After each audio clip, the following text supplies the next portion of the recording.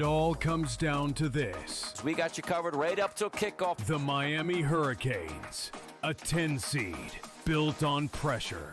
The Indiana Hoosiers, undefeated and dominant. Spread, total, player props, insights across the full betting board, national championship coverage. And I'll be ready. I'll be ready. I'll be double checking the list twice. Only on SportsGrid. Memphis is shopping John Morant. Yeah, no kidding. They should have shopped him 2 years ago and got rid of him. The problem is, where does he go? Like, what team is going to sit there and deal with a dude who, A, has not been healthy or reliable both on the court or off the court? Like, who's trading for John Morant here, Coach? The Early Line. Only on SportsGrid. Buy or sell. Tua has made his last start for the Dolphins. Feels like Sam went easy on this one. If I could be that crazy guy, was it Jim Cramer? Buy.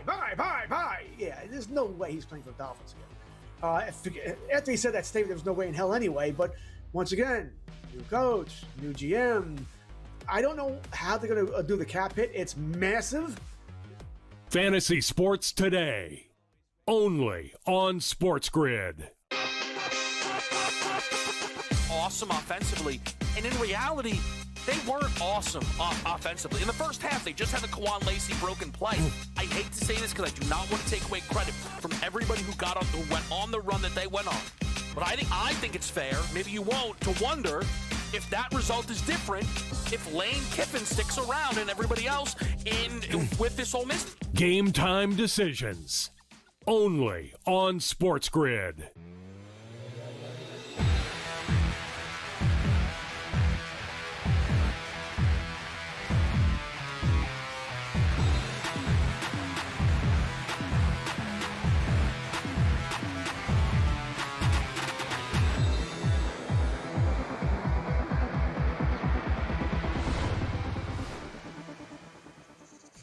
And welcome in. It is in-game live game day here on the grid. Scott and Gabe for hour number one of our probably 4-hour extravaganza to the start to the end of the college football season. The national championship game as we end the college football season is finally here. This college football season, man, it lasts longer than me on a good night on a Saturday night in the bedroom. But that said, we're going to finalize a champion tonight. We got a little NHL, a little college basketball, a little NBA, and this Martin Luther King Day as well to get to. So plenty of things to put some shekels on and hopefully make a couple of bucks with the boys in Vegas. Before we get to it all, it is game time. What's betting you off tonight, Gabe?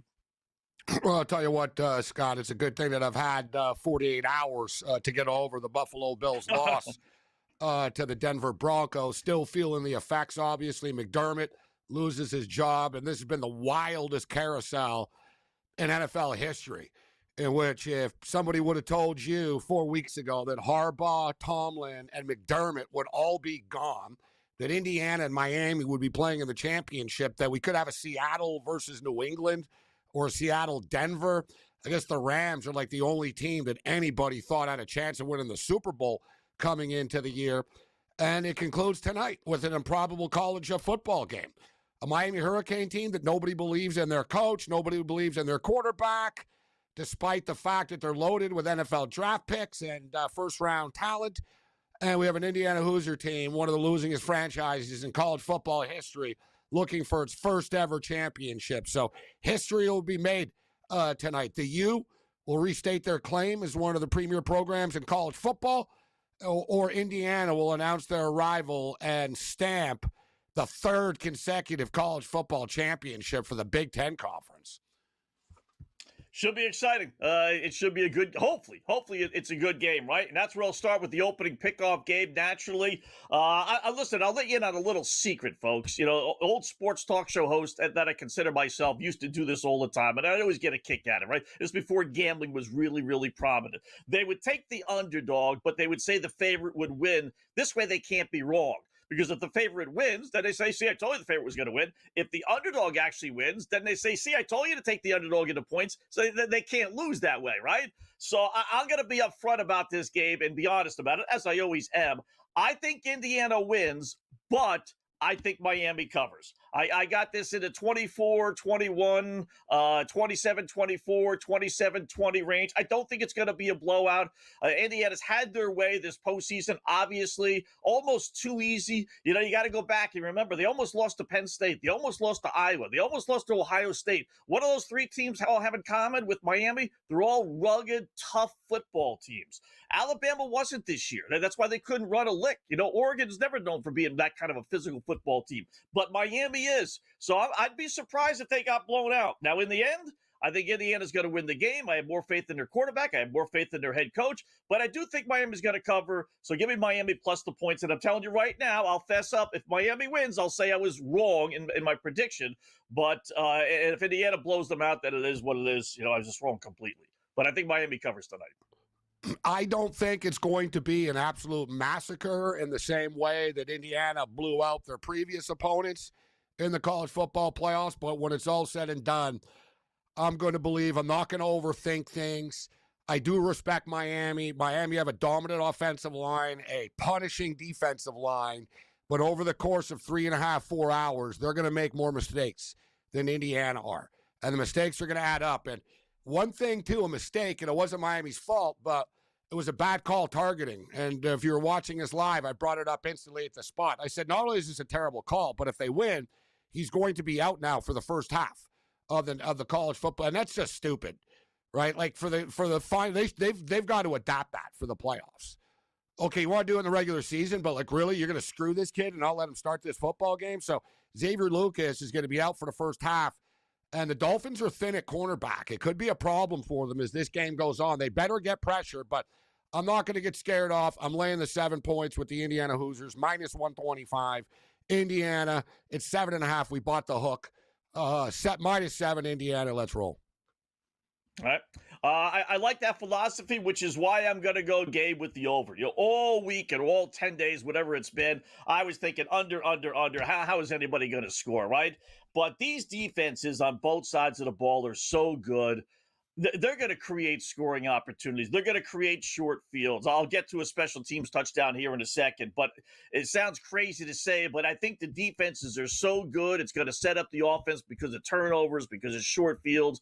I'm going to take a crack at the over 46.5. You want to buy the hook down to 46, you can. It did drop from 47.5 today to 46.5, and I don't like going against line movements the day of these big-time games. But I will here. I just think this thing sneaks over 27, like I said earlier, 27-20, 27-21, in that range, and it just squeaks over that 46.5. And Cignetti, if it is an Indiana win, he never, ever, ever calls off the dogs. He'd have no problem putting a couple of touchdowns on the board in the fourth quarter when they're already up 21. So I'll take a crack at the over 46.5. I like the over the game. It'll get there. It's a moderate number. I like the fact that it's come down to 46.5 now, right? 47 is a relatively key number. Indiana will not relent, like if they're in the second half. They're going to look for that knockout punch potentially. And listen, the defense can make plays here as well, right? Short fields, pick six. I don't think it sails over the number, but I do think it gets there. And my second pick is a little bit of a softening of the blow, actually, is Indiana money line at over 37.5. So we get to 38 points. Indiana win the game. It takes the point spread out of the equation. That's minus 160. I like that. It's actually minus 155 now. I like that same game parlay. Indiana wins over 37.5. All right. My third pick will be just in line with what I was saying. I think you're not getting a great number. You usually get around plus 250 or so if you get a book that combines the special teams touchdowns and defensive touchdowns, and you get both teams rather than pick one.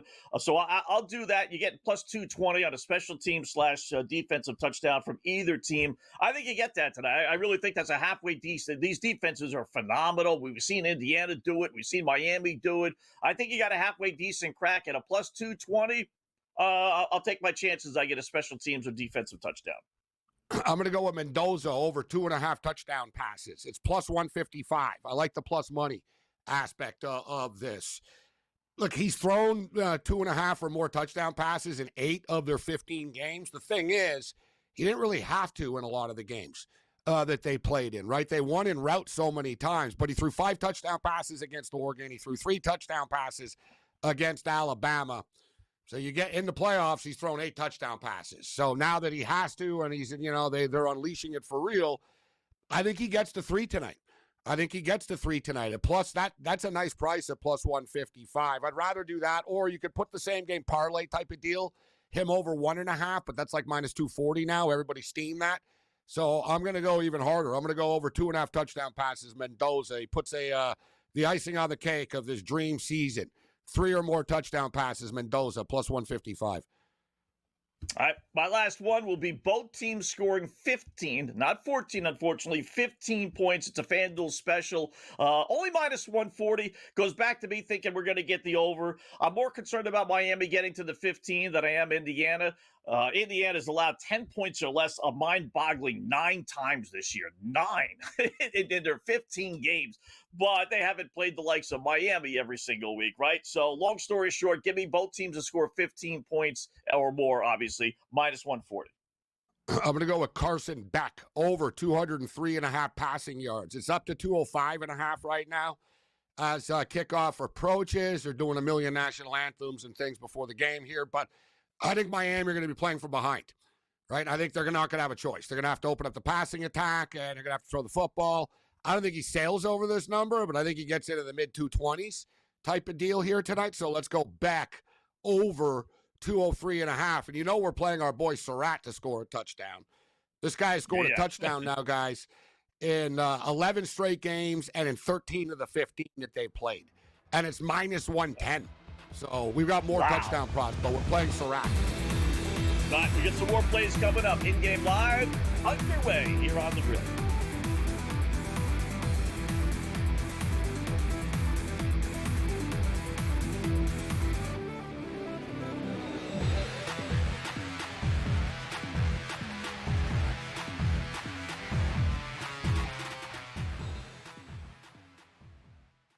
It all comes down to this. We got you covered right up till kickoff. The Miami Hurricanes, a 10 seed built on pressure. The Indiana Hoosiers, undefeated and dominant. Spread, total, player props, insights across the full betting board. National championship coverage. And I'll be ready. I'll be ready. I'll be double checking the list twice. Only on SportsGrid. Team USA really undersold this. The superstars really weren't going, but the rest of the world, Latin America, they really geared up. The Team USA actually put their best foot forward, almost like you're having like the dream team of the United States players here going to be out on the baseball diamond. Great pitching, great superstars around. So Clayton Kersaw's like, you know what? You got a spot for me where you can throw me 70 innings in this tournament because I'm not going to be playing baseball the rest of the year, and I'm just going to go away and relax and be happy. The early line, only on SportsGrid. I'll tell you what, guys. The insider scam is like the best insider scam in the business of, like, in the history of television. They don't know anything until their phone gets the text message in which the deal is done, right? We saw this with Quinn Hughes. We were told, he wants to play with his brothers. He wants to play with his brothers. Now they're saying that he wanted to be traded to Detroit. In other words, just say you don't know. In-game live, only on SportsGrid.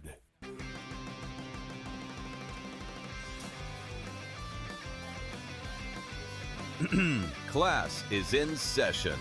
Today, let's talk about the teaser. A teaser is a multi-leg bet where you shift the point spread in your favor. You get better numbers, but every selection has to win. It doesn't matter what you bet if you don't have the insights. Tune into SportsGrid and get ahead of the class.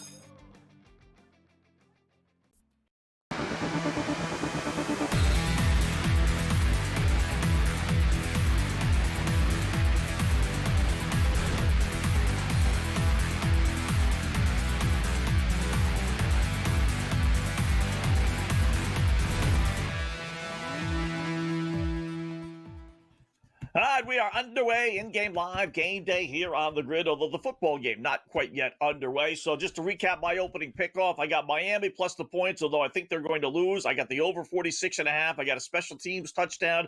I got both teams to score on FanDuel. They offer that bet 15 points or more. You have a special teams touchdown? Or defense and special teams? Just special teams, defense so only a punt return? Yeah, this is old school. Yeah, I got both. I got special teams and defensive touchdown. Old school. Yeah, that's the one you want to do, yeah.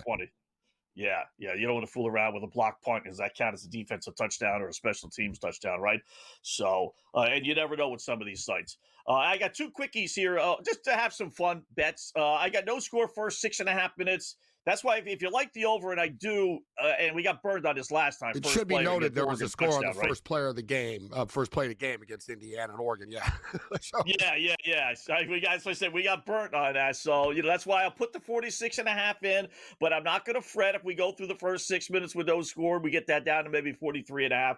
And then I got to go, I do respect the defenses here, Gabe. I'm going to go field goal or safety first score of the game, plus 170. It'd be surprised how often it's not a field goal or safety, which is why you're getting almost 2-1. But with these two really solid defenses, I think we can get a safety. Pretty good field conditions here to kick a 50-plus yarder. So plus 170. Those are my two goofy. Let's have some fun plays. What about you? So we gave you Indiana minus the points, Indiana -7, Indiana money line over 37.5, same game parlay minus 160. I got it over 45. I bought it down to 45 as far as the total is concerned. Mendoza over 2.5 touchdown passes. Carson Beck over 203 pass yards. Now let's get into the touchdowns. We talked about Surratt. This guy's just a freaking touchdown machine. Man, like literally. He's got a touchdown like 13 straight games, guys. There's only 2 games he didn't score a touchdown this year, and it was earlier in the year. He's minus 110 to score a touchdown, so we're playing that. It seems to me, you got Black and you've got Hemby, the 2 running backs on Indiana. They're both on the field a lot, but it seems like Keelan Black gets the ball inside the 5 more type of deal. He has more, he gets the touches inside the 5. He gets the touchdowns more. Like I said, he's got touchdowns in both the last 2 playoff games. He's got 3 touchdowns. So I figure if they score on the ground, I'm picking my poison here. I can't play everybody. So I'm going to play Keelan Black at minus 105. I don't think Miami are getting shut out. Fletcher's a badass. That's one thing I didn't play today, Scott. I played Fletcher rush yards over in every game, and he's gone over in every playoff game. So maybe I should just play him again. But Indiana's defense is so stout. Their run defense, Indiana can be thrown on. Like I think if Miami's going to have success, it's going to have to be through the air today. But we'll play Fletcher to score a touchdown at plus 105. And we'll play Malachi Toney, who we play every week, to score a touchdown. And he didn't get a touchdown one of the games. He got the touchdown in the last game, but he's plus 160. Pretty nice odds, guys, for Miami's top playmaker. They don't really have a lot of playmakers, Miami. They really don't. Like, they run the ball with Fletcher, and they throw the ball to Toney. You know what I mean? Yeah. It's the opposite of Indiana, where they have like 7 or 8 guys where, and here's the other one, Scott. I'm going to play Omar Cooper Jr. to score a touchdown. He's plus 140. Dude's got a touchdown in all the playoff games, 5 straight. Like, can't play everybody, but when they throw the ball, I think it's either going to be to Surratt and Cooper. I think they both get in there. And if they run it in, I think it's going to be Hemby. Miami scores. Like I said, they don't really have a ton of star power on the offense. They're good, but they rely on a couple of guys that, if you look at Miami, same on defense, guys. They rely on like 4 or 5 guys, like type of thing, right? And then the same with the offense. They rely on like the O-line, and then it's Tony's got to get open. Otherwise, they're in trouble type of deal. So I think he will at some point, right? So I'm going to play him at that type of price. And we're going pretty hardcore here. I got Indiana minus the 4 in the first half. So Indiana minus 4 first half. That's the point spread, guys. Indiana minus 4 first half. Saw an interesting stat, Scott. Teams that score first in the college playoff football playoffs this year are 9-1 straight up. And the one game, there's only one team that scored first that didn't win. It was the first game. It was Alabama. Because I saw it was 9 straight. So I was thinking, well, what was the first one? Oh, yeah, it was Oklahoma, Alabama, right? The first one up. That's so right. That's it. Yeah, I remember Alabama took like a 3-0 lead or something early in that game. Then they ended up losing after. But so yeah, teams that score first 9-1. That's pretty wild, huh? Because I don't really think much of that stat. I'm like, who cares who scored first? It's amazing, really, Gabe. There are a lot of those stats, like who scores first, and you're getting monster odds on the team. They ask you, will the team that scores just first blindly win? bet the Like team. plus No, I like that 170. bet, Scott. I love that bet in the Super Bowl. I'm glad you brought that up. I love that bet in the Super Bowl. It's just a blind bet. It's like, who cares if the other team scores? Yeah. You hope the team that you like, the other team scores first, you get plus 170 suddenly, just like that. Yeah. It's amazing. You think like is a team going to score 3 times in a row, right? You always bet no, because it's minus 200 on a yes. That'll happen. Yes is 7-3. Yeah, yes, it's 7-3 so far this postseason. So What it are does the odds happen. for that tonight? -2 to 1. -2 to 1, which is not bad for a game like this. You know, like I said, normally it's listen, around man. -250. So I love Michael Irvin as much as anybody. I really do. I'm a Michael I Irvin was going to fan, go but- there, Gabe. Yeah, how Dude, many? you're The not on the over-under. team, bro. This isn't your moment. I This know. is the kids' moment. Exactly. It's Let not these your kids moment. have their moments. You're on the Yeah. sideline. That's enough, bro. You're part of the team. We get it. It's not your moment to be like, there should be another one of those kids out there that are actually on the team right now. You're depriving a kid on the team in this moment. It's selfish, in my opinion. It's not you. Who's gonna You're get not more- on the team, Mike. You don't play on this team. It's these. Yeah. It's And I their wish- team. And I wish the four-letter network would stop showing him. I don't care if he does handstands on it. Stop showing him. Don't give him this talent. You know, who's going to get more hits? You know, Mark Cuban for Indiana Yeah, I was thinking or, about you that. know, Michael Irvin, right? Who do you bring in? Like, they showed, bro. They got Gino Torretta. They got Ed Reed, Lewis. You can't, dude, they're all there. Every They're Miami all there. Hurricane player is on the sideline right now. I was thinking, if you're Indiana, who do you bring? Randall L. Antoine Randall Hell, yeah. Who do you bring? It's like, all right, listen. Like, you know, who's our star? Like, can you you return know, to us for a year? You know? the guy was an MVP in the Super Bowl. Hey, we got a Super Bowl MVP here, Antoine Randall Hell. Like, these are guys. I'd have him talk to the team before and say, listen, I want a Super Bowl. This is it, guys. Like, I got a kick out of that. I was like, man, Indiana really don't have a lot of star power here. They should just bring Isaiah Thomas and a basketball team on the sideline. Yeah, that's right. Yeah, right. Bring some basketball You know what I players. mean? Yeah, Seriously. I guess, Yeah, right? whoever's alive That's on the right. team, just bring them. Yeah. All right, have the opening kickoff, hopefully, when we come back.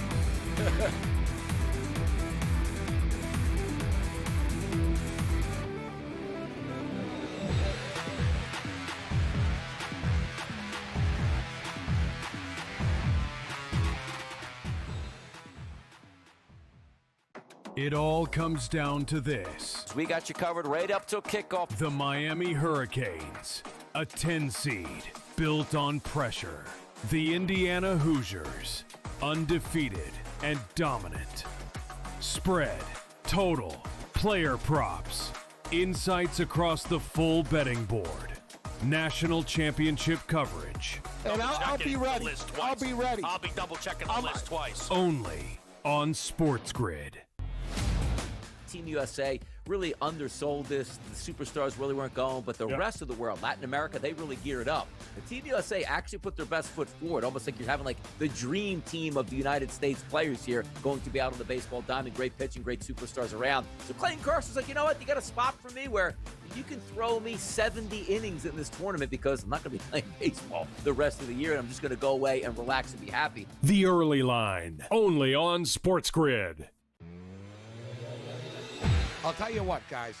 The insider scam is like the best insider scam in the business of, like, in the history of television. They don't know anything until their phone gets the text message in which the deal is done. Right? We saw this with Quinn Hughes. We were told, oh, he wants to play with his brothers. He wants to play with his brothers. Now they're saying that he wanted to be traded to Detroit. In other words, just say you don't know.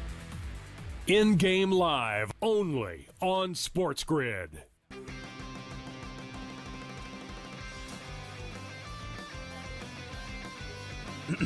Class is in session. Today, let's talk about the teaser. A teaser is a multi-leg bet where you shift the point spread in your favor. You get better numbers, but every selection has to win. It doesn't matter what you bet if you don't have the insights. Tune into SportsGrid and get ahead of the class.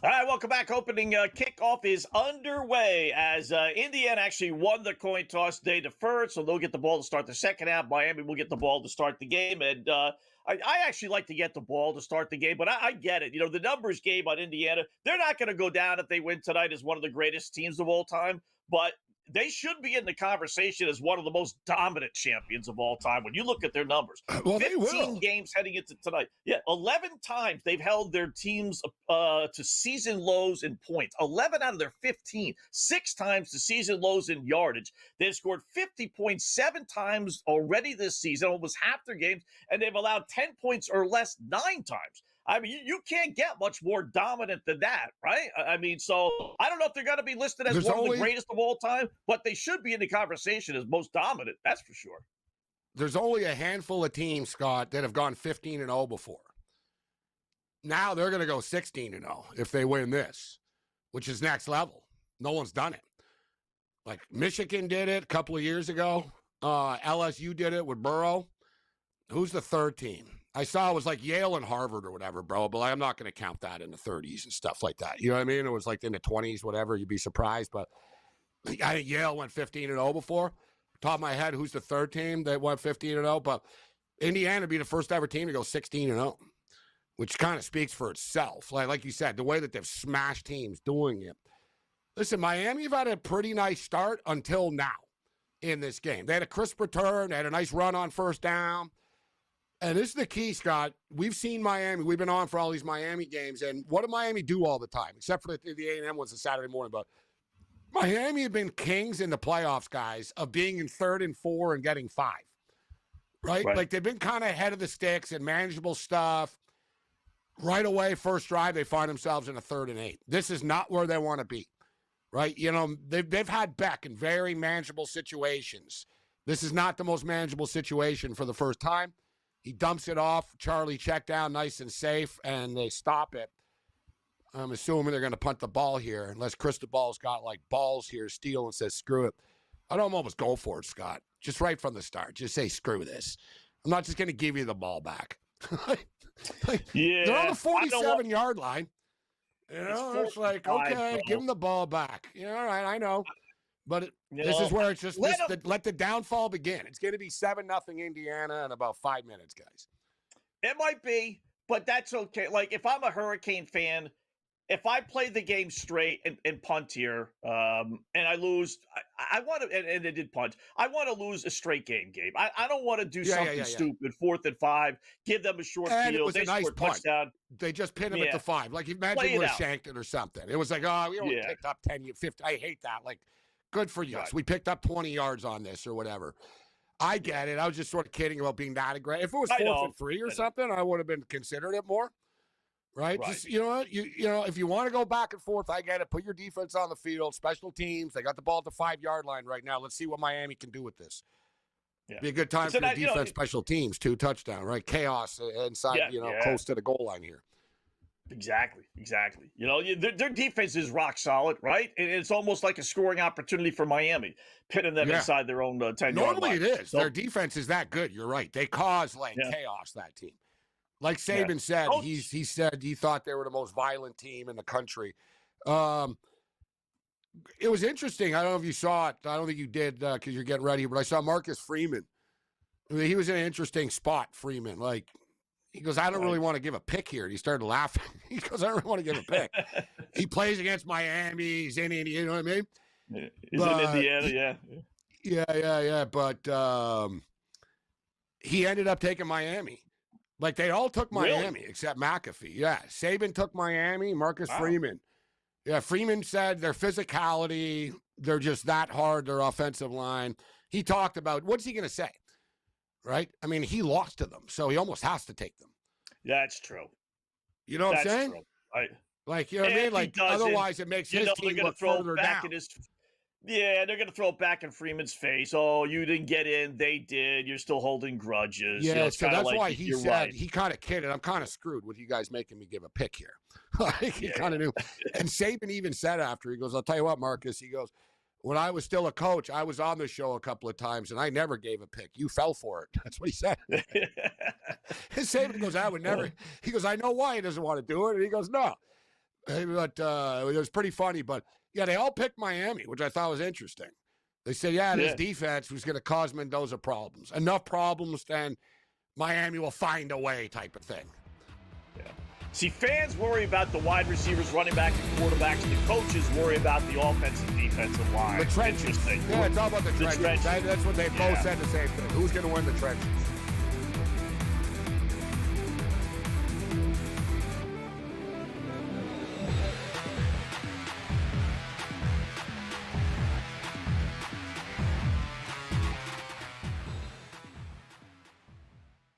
It all comes down to this. We got you covered right up till kickoff. The Miami Hurricanes, a 10 seed built on pressure.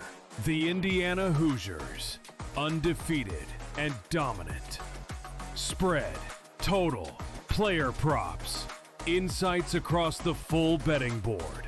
National championship coverage. And I'll be ready. I'll be ready. I'll be double checking the list twice. Only on SportsGrid. Team USA really undersold this. The superstars really weren't going, but the rest of the world, Latin America, they really geared up. The Team USA actually put their best foot forward, almost like you're having like the dream team of the United States players here going to be out on the baseball diamond. Great pitching, great superstars around. So Clayton Carson's like, you know what? You got a spot for me where you can throw me 70 innings in this tournament because I'm not going to be playing baseball the rest of the year, and I'm just going to go away and relax and be happy. The early line, only on SportsGrid. I'll tell you what, guys. The insider scam is like the best insider scam in the business of like in the history of television. They don't know anything until their phone gets the text message in which the deal is done. Right? We saw this with Quinn Hughes. We were told, oh, he wants to play with his brothers. He wants to play with his brothers. Now they're saying that he wanted to be traded to Detroit. In other words, just say you don't know. In-game live, only on SportsGrid.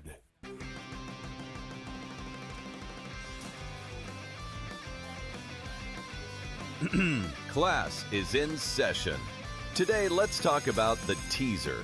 A teaser is a multi-leg bet where you shift the point spread in your favor.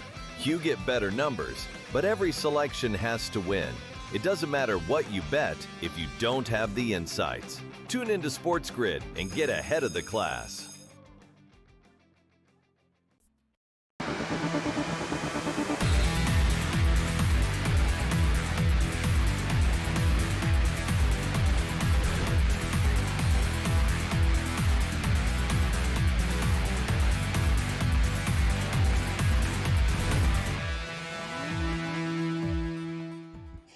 All right, welcome back in Game Live. Game Day here on the grid. So 4 minutes in, we got to survive the next 2.5 for our no score first 6.5 minutes of the game. And it looks, dare I say it, it does look ideal because Indiana gets the first down on their first play, but now they have to punt, Gabe. So for the own 18-yard line, 10.5 minutes left to go The only thing in the is, first quarter. So good situation. Go ahead. But they're going to be What basic. happens? Yeah, they did pick up a bit. You're right. They're not punting from their end zone, right? But they are punting from like their 10-yard line still or something. And Miami do have good returners. So I'm just stating, they pop a big play here. Could they kick a field goal in the next 3.5 minutes? It would kind of be bad luck for you to happen, but it could. Which has been known to There's happen. still 4.5 minutes left. Scott, I'm just being real. Like, you can catch it's the been ball known at to the happen 50 for here. me. Let's see where it lands. Let's see the You get a punt. couple of passes, then you throw a couple of Yeah, incompletions. Yeah, it's big. It's big. So you can't get more All real right. than that, right? Now, you're looking pretty good. He only returned it to like the 43. Oh, there's a flag. A flag on holding would sort of win this for you. Push him back a little bit. Push him Yeah, back. push him back a little bit. All right. Total's Either dropping, way, 44 and a half now. Yeah, I figured this. Well, I mean, I thought they'd come out a little hesitant. They Getting haven't those played first in couple 10 days, whatever first it's downs. been, right? 2 Yeah. weeks almost, you know what I mean? That's 10, too 12 long. days, whatever the hell. They weird. gotta, we could talk about it. They gotta reorganize this thing. They really do. Now you got Trump, bitching and complaining about games being played when Army and Navy is being played. That's going to delay the process. They don't know next year if it's going to be 12, 16, 24 teams. It's amazing how college The football final just is in a already flux scheduled right now. But they got to for find next a way year. to. January 25th. I don't know how. They don't even know if it's going to be 25th. 12, like I said, 12, 16, 25th January. We're getting into February. That's what it is. In Vegas. That's the goal. Right, They want Vegas. to take over the month of January. Yeah. Or at least like I don't know how not, you take know it what I mean? over against the NFL. They're better the off college starting their season. Yeah, I swear. They're better off starting in October and just having February. That's the No, key. my deal is, month, Scott, February. I'd start it like the first week of August now. Seriously, like whatever. Not August 1st, but you want August 8th, August 7th, whatever. Nigga, we're already into like August 23rd with that week 0, August 20th, in that sort of range. Just bump it up. Have everybody start. Like, in my opinion, the championship game should be on January 1st. In a perfect world. Should be January 1st. The problem with that, though, Gabe,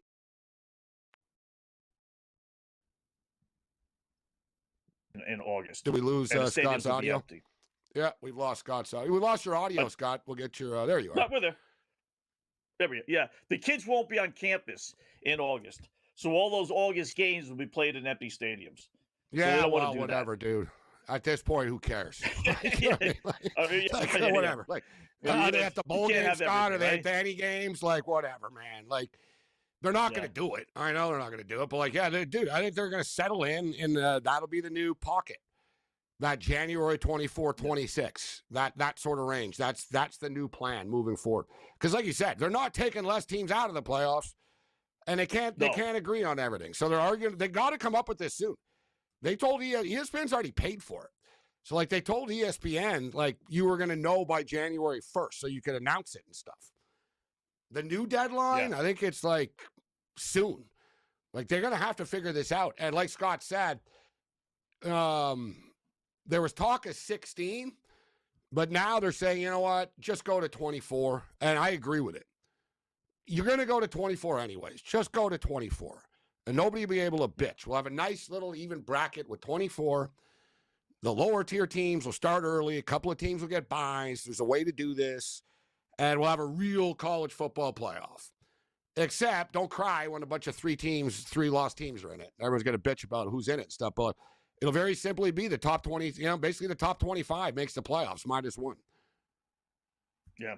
And you're going to get blowouts, Gabe. But you know what? You get blowouts. You get blowouts in the regular season. You get blowouts in the conference championship game. That's college football. I mean, look at the games this year. 23-0, 38-3. 24-14 is not too bad. 41-10. That's what college football is. It just is. You get a lot of 56-22. No, it's going to happen. Exactly. You get blowouts. Dude, it happened when we had 4 teams in the playoffs. Right? Remember that? That was elite. Like, yeah, we only have the top 4. There were still blowouts. I know. My Michigan Wolverines, we got killed by the Georgia Bulldogs. And then we didn't get killed by TCU, but we gave up 1 million points at a track meet and stuff like that. And we finally won the year after, the 3rd year. That's why Indiana guys, people are not a full Cinderella, right? They were in the playoffs last year. So they got a taste of losing in the playoffs last year. But it's funny, they're also not invincible.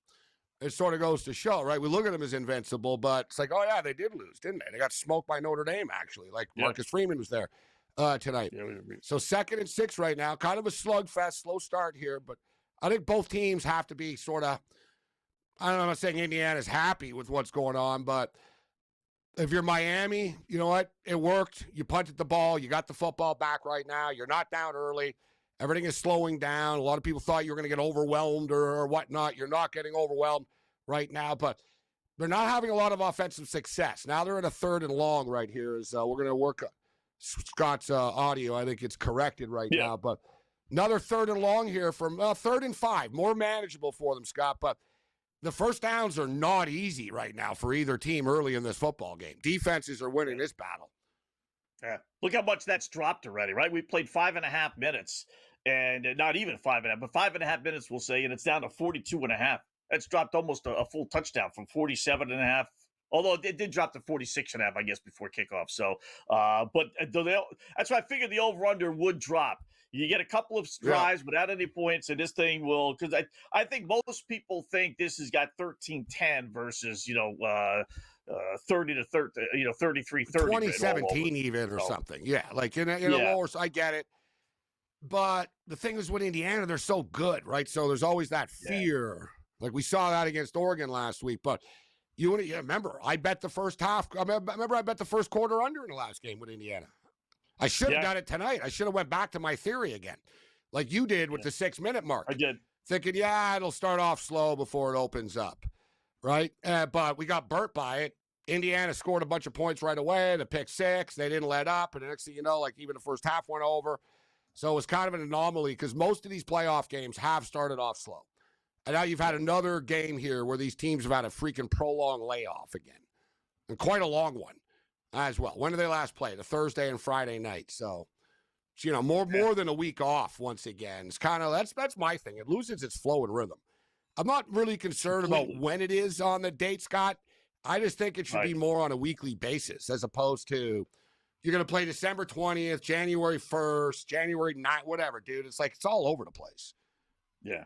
For 7 days, one team, I forget which one, had 6 days off. Now they got 13 days off or 12 days off, whatever it ends up being, depending when you play. You're not always the same team. Like, you lose your flow. Yeah.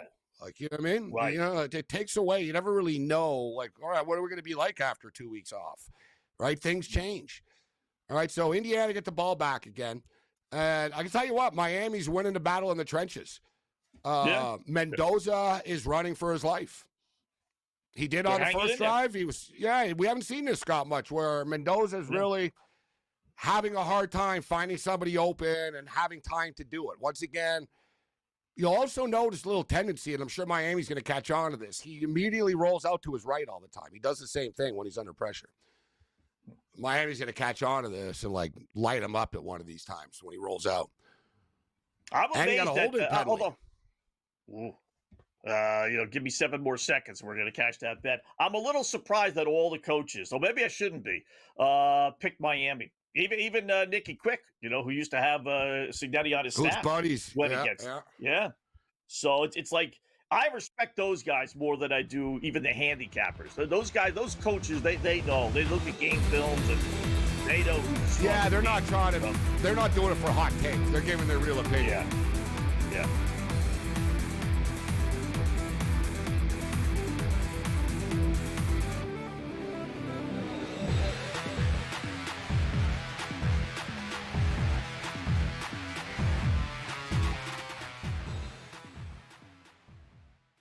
It all comes down to this. We got you covered right up till kickoff. The Miami Hurricanes, a 10 seed built on pressure. The Indiana Hoosiers, undefeated and dominant. Spread, total, player props, insights across the full betting board. National championship coverage. And I'll be ready. I'll be ready. I'll be double checking the list twice. Only on SportsGrid. Team USA really undersold this. The superstars really weren't going, but the rest of the world, Latin America, they really geared up. The Team USA actually put their best foot forward, almost like you're having like the dream team of the United States players here going to be out on the baseball diamond. Great pitching, great superstars around. So Clayton Carson's like, you know what? You got a spot for me where you can throw me 70 innings in this tournament because I'm not going to be playing baseball the rest of the year, and I'm just going to go away and relax and be happy. The Early Line, only on SportsGrid. I'll tell you what, guys. The insider scam is like the best insider scam in the business of, like, in the history of television. They don't know anything until their phone gets the text message in which the deal is done, right? We saw this with Quinn Hughes. We were told, he wants to play with his brothers. He wants to play with his brothers. Now they're saying that he wanted to be traded to Detroit. In other words, just say you don't know. In-game live, only on SportsGrid.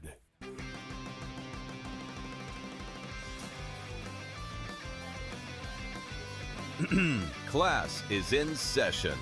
Today, let's talk about the teaser.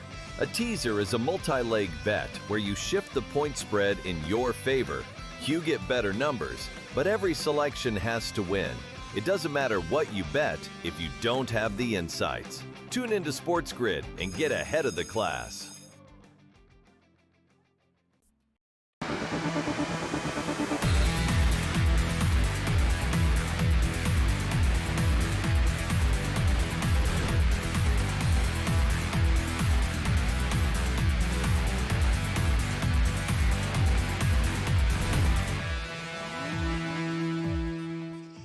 All right, welcome back in Game Live, Game Day here on the Grid. So first winner is in the books. No score first 6.5 minutes. We did survive that, so plus 110. So I was hoping at least we'd get a split out of my two goofy bets of plus 110, plus 170. Yeah, we rolled the dice. Rolled the dice on it. So it kind of went in line with the first points being a field goal too, defensive game. Kind of hedged on my over a little bit by doing stuff like that, right? I'm betting the over, but I'm betting no scoring in the first 6.5 minutes. I'm looking for the perfect storm here, so we'll take it. Now, Indiana, a little bit on the move here, Gabe. Yeah, they're starting to get into a little bit of a rhythm right now. It's not easy for them, but they're adapting quickly, and they've clued in. Quick hits. Yeah. Right? The first couple of pass plays, they had Mendoza just sort of, I think they were running. I think they wanted to test it and see, all right, let's not act scared, and let's run our plays. They've clued in quickly. We better get rid of the ball quickly. Like they've realized fast. You know what? It's like, like we're not playing. They realize, like, if you'll notice, Northwestern suddenly he's getting rid of the ball very quickly now, which is just smart. They're like, all right, once again, boom. Like you can't stop that. Look how quickly. Watch this last pass, guys. He literally caught the ball and threw it in one motion. Snap, boom. Yeah. Like. They are not. I think they've accepted, all right, let's just nickel and dime them and pick up 6-7 yards on every play down the field. Fine. And that's what they're doing suddenly now. Yeah. And if you're Miami, Gabe, then you give Indiana maybe one drive like that, and then it's up to Cristobal to tell the defense, all right, guys, we can't give them 5 yards off the line of scrimmage because they're killing us. You're going to have to, get up at the line of scrimmage, and we'll run the risk that they run by you, which they shouldn't be able to do. Theoretically, with Miami's talent back there. But that, it's kind of a counterbalance of, okay, you adjusted to us. Now we got to adjust to the way you're running your offense. So they got it down to Miami 27. We never think about it, but Mendoza just got lit up. And he got up injured. Imagine if he gets injured, his brother has to come in. Oh, my goodness. Another Mendoza? That's the backup. Is that the backup for Indiana? Really? I didn't know that. Yeah. Wow.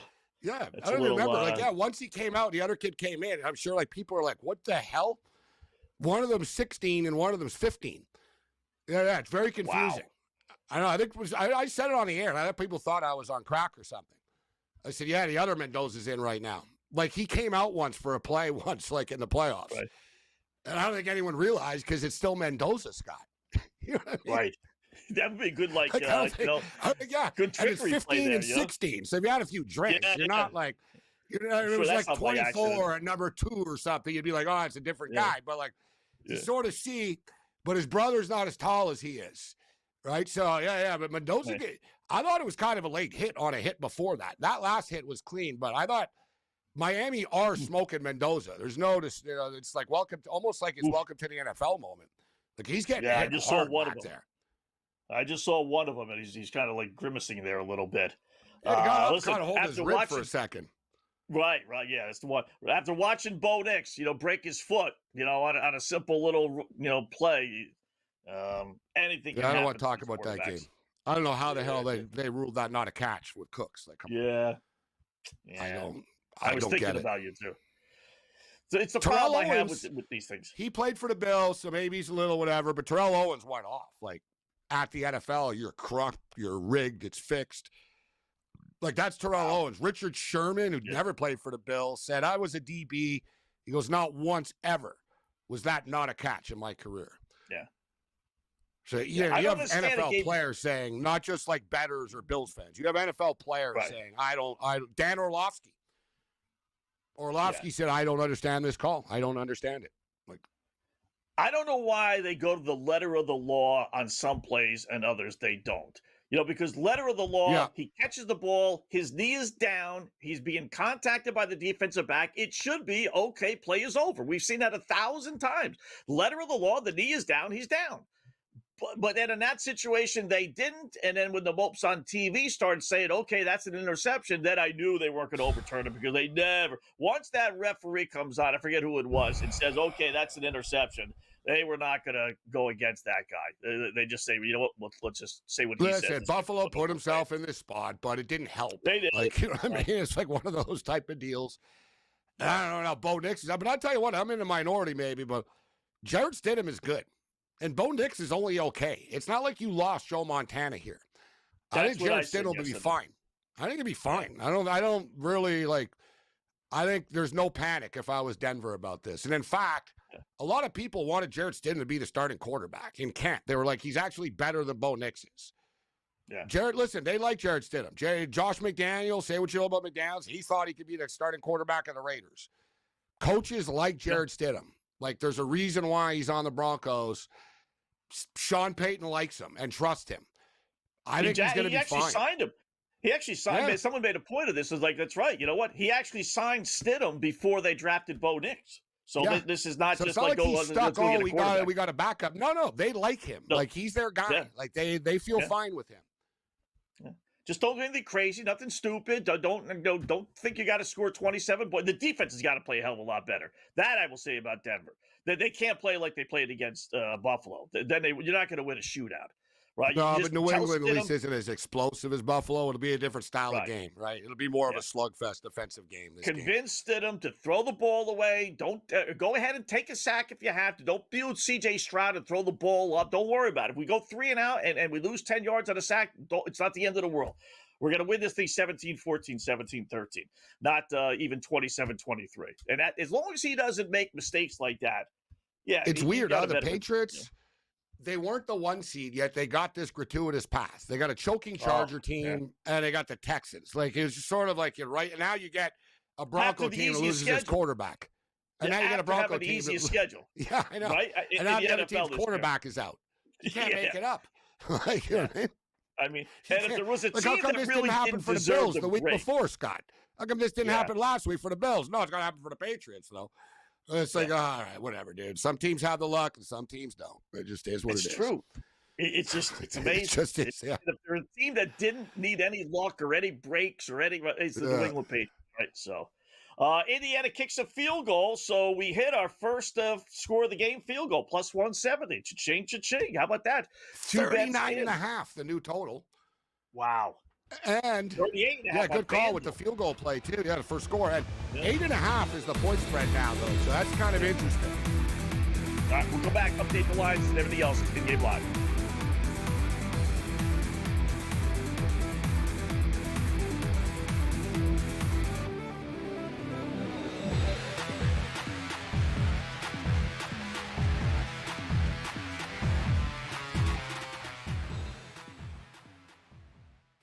It all comes down to this. We got you covered right up till kickoff. The Miami Hurricanes, a 10 seed built on pressure.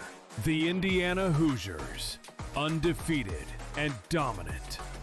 Spread, total, player props, insights across the full betting board. National championship coverage. And I'll be ready. I'll be ready. I'll be double checking the list twice. Only on SportsGrid. Team USA really undersold this. The superstars really weren't going, but the rest of the world, Latin America, they really geared up. The Team USA actually put their best foot forward, almost like you're having like the dream team of the United States players here going to be out on the baseball diamond. Great pitching, great superstars around. So Clayton Carson's like, you know what? You got a spot for me where you can throw me 70 innings in this tournament because I'm not going to be playing baseball the rest of the year, and I'm just going to go away and relax and be happy. The early line, only on SportsGrid. I'll tell you what, guys. The insider scam is like the best insider scam in the business of, like, in the history of television. They don't know anything until their phone gets the text message in which the deal is done, right? We saw this with Quinn Hughes. We were told, he wants to play with his brothers. He wants to play with his brothers. Now they're saying that he wanted to be traded to Detroit. In other words, just say you don't know. In-game live, only on SportsGrid.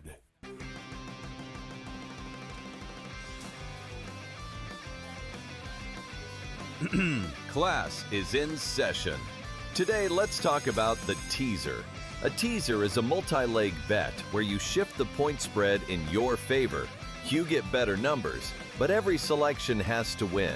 It doesn't matter what you bet if you don't have the insights. Tune into SportsGrid and get ahead of the class.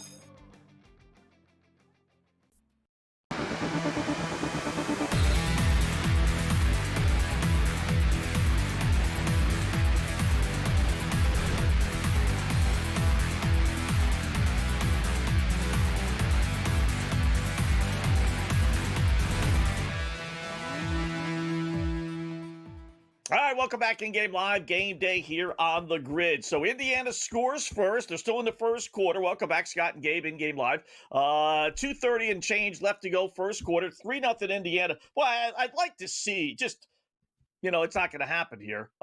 Just one, maybe it could here. One time, you just put Indiana behind the 8 ball just a little bit. Just put a scare into them a little bit. It's only a field goal, so Miami can come down and maybe score a touchdown. But I'd just like to see one time Indiana just be challenged just a little bit.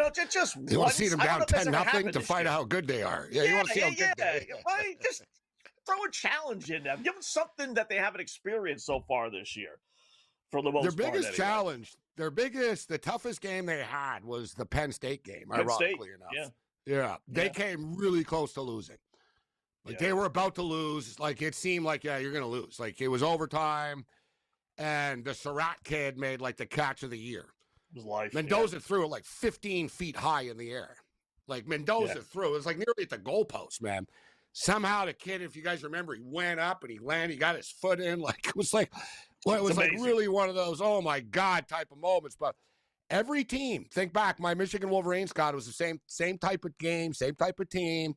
When they went 15-0, the closest game they actually had was on the road against Illinois once.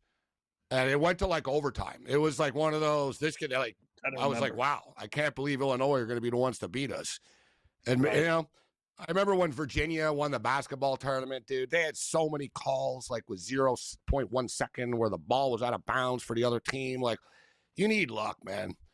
Right? You need to win a championship. There's always, along the way, you're going to be like, man. And it's always a weird team to nearly beat you, too. You always look back on championships, and it was wow, we nearly lost to, an average team, actually, earlier in the year. They, the Iowa game, they didn't nearly lose. They just didn't cover. It was really bad weather. I remember I was on Iowa +8 or whatever it was. Yeah.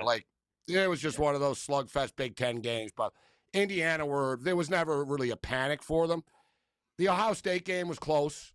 But, they were kind of, never really felt like they were going to lose, but it was kind of close. Miami are having a real hard time, Scott. Man, I bet Carson Beck over 203.5 passing yards. I don't know if he can get 23 passing yards. Have they completed a pass? 2 of 5. And oddly enough, Fletcher's got 16 yards on 4. Yeah. I mean, they kind of went into this game thinking they can't run, when in reality, they've had some success. I mean, 4 yards a carry is not great, but it's not awful. You could survive on 4 yards a carry. But I'm surprised. You're right. 2 of 6. And you know what? That's how you guys got here, by just pounding the rock with Fletcher. Smash mouth. Yeah, your line against theirs. Don't give in that you can't run against them. You're in Miami, for goodness sakes. Beck keeps throwing to not open guys. They're totally covered all the time, and he keeps throwing it anyways. Man, we got more commercials in this game. This is where Carson Beck, you can't have as many yards as you have attempts. He's in a 3rd and 10 again. Yeah. This is exactly what Miami did not want to have happen. And now he gets sacked in a 3rd and 10. Wow. Now Indiana's defense are getting fired up. Let's see. Here we go. Here we go. Here we go. Cheerleaders are all into it. Yeah. You may want to bail on that 7.5. Well, it's 11.5 now. Wow. Beck is limping off the field, too, right now. Let's see. He got spun around pretty good and he's taken down pretty good. His lineman landed on top of him after. This is starting to, it's sort of like a boxing match, Scott, where the first round and second round, we're like, not really much is happening. Right, yeah. Now one of the guys is starting to connect a little bit. Oh, you're like, oh, boy, yeah. He just landed a shot there. But Indiana are starting to look like the better football team early here. Still early, but they're starting to look like the better team. Let's call it out for what it is. And what's weird about it is I've complained so many times about how you're paying your quarterback $2, $3, $4, whatever $1 million, and they're so conservative, Miami, and yet here's the one game where they're being really aggressive, where it's it's only 3-0. You should just be running the ball with Fletcher every play. Even if it's a 3 yards in a cloud of dust, he can get you first downs. And in fact, that's what Saban even said. He goes, Miami need 8-minute drives. And he kind of said, even if they don't score, you get an 8-minute drive, just pound the rock. It's not going to be pretty, but just sort of eat the clock up. But you're right. They've just sort of gone right to this passing game that's not working for them. Yeah. It's not working. So they punt the ball away. Indiana's got the ball, and the line is they lowered it. It was 11.5, down to 9.5. Wow. But still, Indiana just ran like a reverse and lost like 9 yards. God, this is like both offenses. Come on. yeah, that's why it dropped from 11.5 In-game to total, 9.5. 38.5 now. So that's still lingering. Yeah, it's sinking though. It's sinking. In-game 37.5, live, we'll yeah.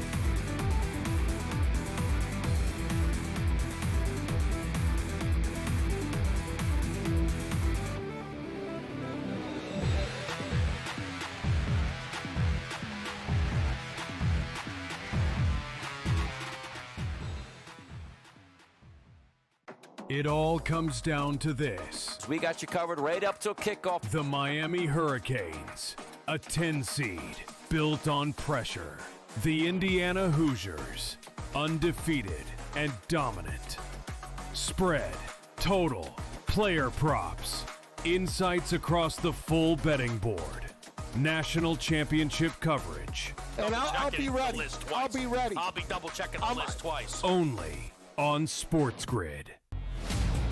Team USA really undersold this. The superstars really weren't going, but the rest of the world, Latin America, they really geared up. The Team USA actually put their best foot forward, almost like you're having like the dream team of the United States players here going to be out on the baseball diamond. Great pitching, great superstars around. So Clayton Kershaw was like, you know what? You got a spot for me where you can throw me 70 innings in this tournament because I'm not going to be playing baseball the rest of the year, and I'm just going to go away and relax and be happy. The early line, only on SportsGrid. I'll tell you what, guys. The insider scam is like the best insider scam in the business of like in the history of television. They don't know anything until their phone gets the text message in which the deal is done. Right? We saw this with Quinn Hughes. We were told, oh, he wants to play with his brothers. He wants to play with his brothers. Now they're saying that he wanted to be traded to Detroit. In other words, just say you don't know. In-game live, only on SportsGrid.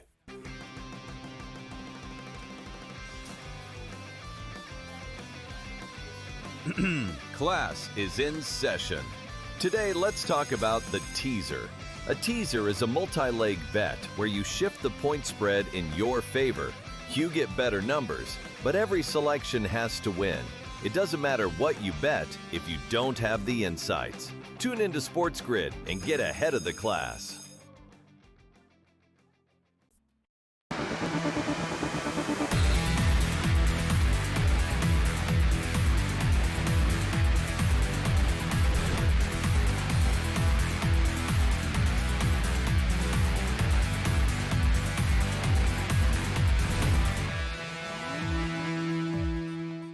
All right, welcome back in Game Live. Game Day here on the grid. So we got one quarter in the books, 3-0 Indiana, so 3-0 if you're playing any box pools tonight is your winner for the first quarter. Indiana's going to have to punt the ball, so Miami's going to get the ball back. We've had I think each team has had 3 possessions, which is a lot for one quarter, 6 possessions. So, but neither team has really been able to move the ball too much. We got the Carson Beck throwing for 9 yards, Mendoza throwing for 67, 7 of 10. 9 yards. 9 yards, 2 of 6. So let's bring in our good buddy Colby Dant. What's going on, Colby? How are you tonight, bud? I'm excellent. How you guys doing? I mean, defensive struggle first, but man, I'm enjoying the game though. It seems, in the trenches. Yeah. There's some big dudes, man, in those trenches right now. Like they're going. Like I know, like a lot of people are probably thinking, "Oh, this is boring" and all this type of stuff, but I don't really think it's boring. I think it's great defensive football. Like both defenses are just terrorizing the offense on the other side of the ball. Yeah, Miami's got to get something going on the line of scrimmage, though. They only have 16 yards rushing after the first quarter, and but to why aren't me, they trying? Me and Scott were talking about this. They've had success in the playoffs by just pounding Fletcher over and over, and he looked good on the first drive, and they've got away from him. Yeah, 100%. And you saw him miss the pass protection on that last sack by Aiden Fisher. As someone that has the ticket on Miami, you got to commit more to the run there. You got 9 yards. Actually, if you go back, first play of the game, he got 9 yards. So they only got 7 yards on the ground the rest of the quarter after the first play of the game. But they've only rushed it 4 times. That's what Gabe and I like. You've had some success, or at least, limited, but at least it's 4 yards a pop. I mean, it's almost like they already gave up the thought of that. The defense is so good that we're going to forego the run and just throw the ball. I thought they would at least try and say, all right, mano a mano, our great running game, our great running back versus your great defensive line. Let's see who wins. And yet, Colby, doesn't seem like that they've gone that way. It seems like they've said, okay, for the first time all season, maybe Carson Beck, this is your team. Go throw us to a victory tonight. Well, that's not working either. They got 9 yards passing in the air, so they better rethink their ink, right? And that's the thing. They need to run to pass, right? They've been successful in the play action. Yeah. If you're just going to drop Carson back in a 3-step drop and have him dissect the defense, it's not going to work, as we're seeing right now so far. They need to put him in some play action, rollouts, some comfortable, favorable situations. But they've been behind the sticks, right? The whole playoffs, they've been pretty much ahead of the sticks. A lot of 3rd and 3s and 2nd and 2s and stuff. Tonight, they find themselves in a lot of 3rd and 8s, right, and 3rd and 10s early in this game. It's a big drive here to start the second half. They have the ball. Of course, there's a flag on the play. Is it a flag or is it a timeout? Because I didn't see a flag. We got so many timeouts. What's the ref talking about here? Yeah, I'm not sure here. I think no, is there a flag on the timeout. Defense? Oh, okay. I don't know. The ref was pointing at something, and I'm like, nothing happened. I don't know what the hell's going on, but they pretty much have the ball near midfield right now, Miami. Right after the punt. So good field position. Who did you think was going to win, and where would you go now at 7.5 and 36.5? Look, I took Miami in the points. I thought Indiana would win a close game just because they don't beat themselves much. But I mean, right now, Indiana looks like the much better team to me. Like until Miami can fix. I feel like Indiana's had much more success offensively, and they're close to breaking one. They're close to breaking one on defense. They've gotten the hand on like 4 of those balls by Carson Beck. But I'm not going to flip my side here. I got the points with the Canes. Malachi Toney, I'm curious if they give him some type of wildcat looks. Remember, he was a high school quarterback. So to me, they got to get more creative offensively, especially if they're going to not give the ball to Fletcher so much. They ran the ball on first down. They picked up a couple, but at least they made an effort. And now they're in a 3rd and 2 at least now. So they're ahead of the sticks in a more favorable situation. It's a big time drive for them. Because eventually, like you said, Colby, if Indiana break through and they start to get up by 10-0, 17, even 13-0, it's going to be hard. They're not an easy team to come back on. And wow, Miami gets stuffed on 3rd and 2 running the ball. I think he actually lost a half a yard. Yeah. Kamara, the JMU transfer again. Yeah, that's what I'm saying, man. They got to start getting some first downs just to because Indiana, they're going to break it eventually. Like they've had guys, they've moved the ball a little bit. You know what I mean? They only got a field goal in that last one, but they had their chances.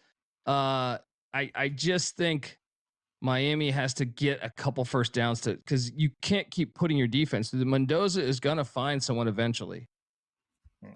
I just don't want two things, Cole. I don't want the defense for Miami to think, okay, stopping them is not enough. Now we got to think turnovers, and whatever that happens, that generally leads to disaster. And kind of conversely, same thing with Cristobal. I don't want Cristobal to do something stupid. Now he punted again, which is good. He had 4th and 5. Beck earlier. was upset with the call, Scott. You saw Beck on the field yelling at him. He wanted to go for it on the 4th down. He's like, "Come on, man!" It was 4th and 2. You can't go especially you just lost yards. Yeah, you just lost yards trying to go smash mouth. So I'm actually surprisingly I'm on Team Cristobal with that decision to punt the ball there. It's only a 3-point game. Yeah, it's a 3-point game. That's right. Don't do anything stupid. Don't hand the game to Indiana. Just accept the fact. Yeah. It's kind of like Gabe and I were talking with the Denver Broncos. You're not going to win, 30-27. Your idea is to win 17-14 if that's the case. And if that's the case, then you're not going to score it every single drive. Just accept that. And just don't hand the game to Indiana like we see these teams do. So what's the total down to now? 33.5. I got a 34.5 here. Either way, I'm not happy. Whoa. I thought it would be a slow start, Colby, but I didn't think it would be necessarily this slow. Would you have a feel on the over or under, or did you stay away from that one? I mean, I took the under. I didn't throw a lot of money on it because I didn't feel as passionately about it, but I took the under. But my first touchdown prop, Nowakowski, the tight end, is still available. I'll tell you, they need to take advantage of this though in the first half, because Miami gets Xavier Lucas, one of their better defensive backs, the That's a good cornerback. point. Yeah, they should take advantage of it. That to me, I would take, if I'm Signetti. I know there's 12 minutes left, so I mean I would just make a note. You got to take a couple deep shots. Well, Charlie Becker's a really fast wideout, so yeah. As you stated, had a couple of nice plays over the slant there, right? You saw Surratt's gotten open a couple of times. There has been some success there, but that was the whole thought coming into this football game. With Lucas being suspended for the first half, they were thin in the defensive back position to begin with. You know, their other DB was a game-time decision. Their other dudes only played like 7 plays in the last couple of weeks. So you kind of figured that, yeah, Indiana would attack and test these Miami defensive backs more, but quite frankly, I think they've tried to, but Miami's defensive line haven't allowed it, Colby. Right? Yeah, and they're Mendoza's been lit up a few times. I thought one of them was a late hit, personally, but he's been hit more. I think he's been hit more tonight than he's been hit in the playoffs entirely already. 100%. But they're laying off these wideouts. They are fearful of the deep ball. You can see it in a couple of those passes. They're giving them like 5-6 yards. Yeah, I mean, they got very fortunate that wasn't a targeting and kicked out, but no, that more proof to my theory that no one knows what targeting is. But yeah, he did get popped in the chin. But look, as someone that maybe is more of the old school football fan, if you're a quarterback and you're going to try to set a block, I am perfectly okay. I am perfectly okay. I see his lips bleeding popped. right now. It's old school football. I mean, Mendoza's in the huddle. He's got a bloody lip already in this game. They're battling out there. My thing is, like, you're on the field, you're trying to play, and you're trying to set a block. It's different if you're in the back just watching the play. But like, he was faking the play action, trying to set a block. Come on, man. You got to know this is football. You know what I mean? So I saw the announcers call that out. See, once again, right there. He right was there. They're laying against off him. Oregon, if you guys remember. Me and Scott talked about it. It's like, kid, you're going to be the number 1 pick of the draft. You're scrambling around, running duck linebackers over, up by 30. Right? Like, he can't help himself.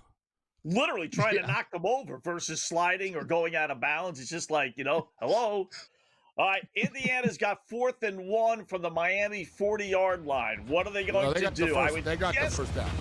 They did? Yeah. All right, FanDuel's a little slow. All right, talk to Kobe Dan more on the other side. Turn it for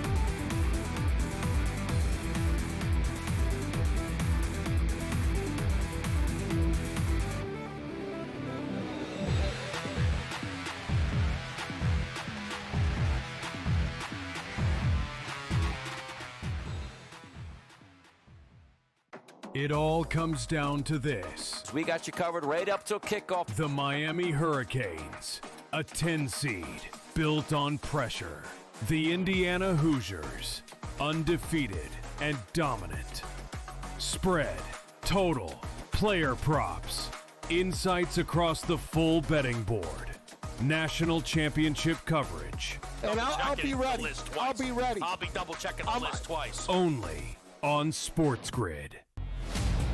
Team USA really undersold this. The superstars really weren't going, but the rest of the world, Latin America, they really geared up. The Team USA actually put their best foot forward, almost like you're having like the dream team of the United States players here going to be out on the baseball diamond. Great pitching, great superstars around. So Clayton Kersaw's like, you know what? You got a spot for me where you can throw me 70 innings in this tournament because I'm not going to be playing baseball the rest of the year, and I'm just going to go away and relax and be happy. The Early Line, only on SportsGrid.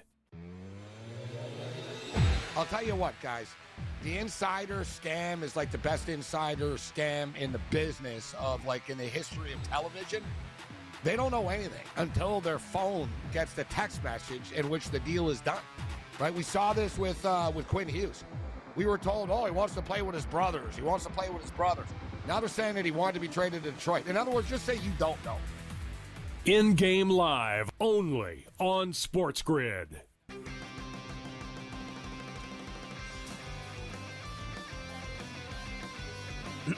Class is in session. Today, let's talk about the teaser. A teaser is a multi-leg bet where you shift the point spread in your favor. You get better numbers, but every selection has to win. It doesn't matter what you bet if you don't have the insights. Tune into SportsGrid and get ahead of the class.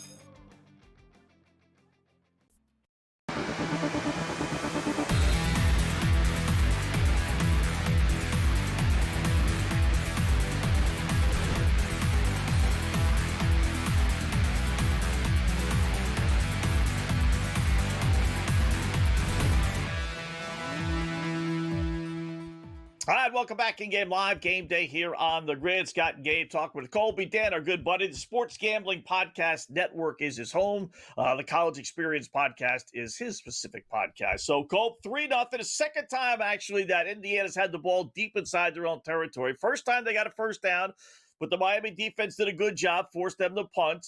And then the second time, they've actually...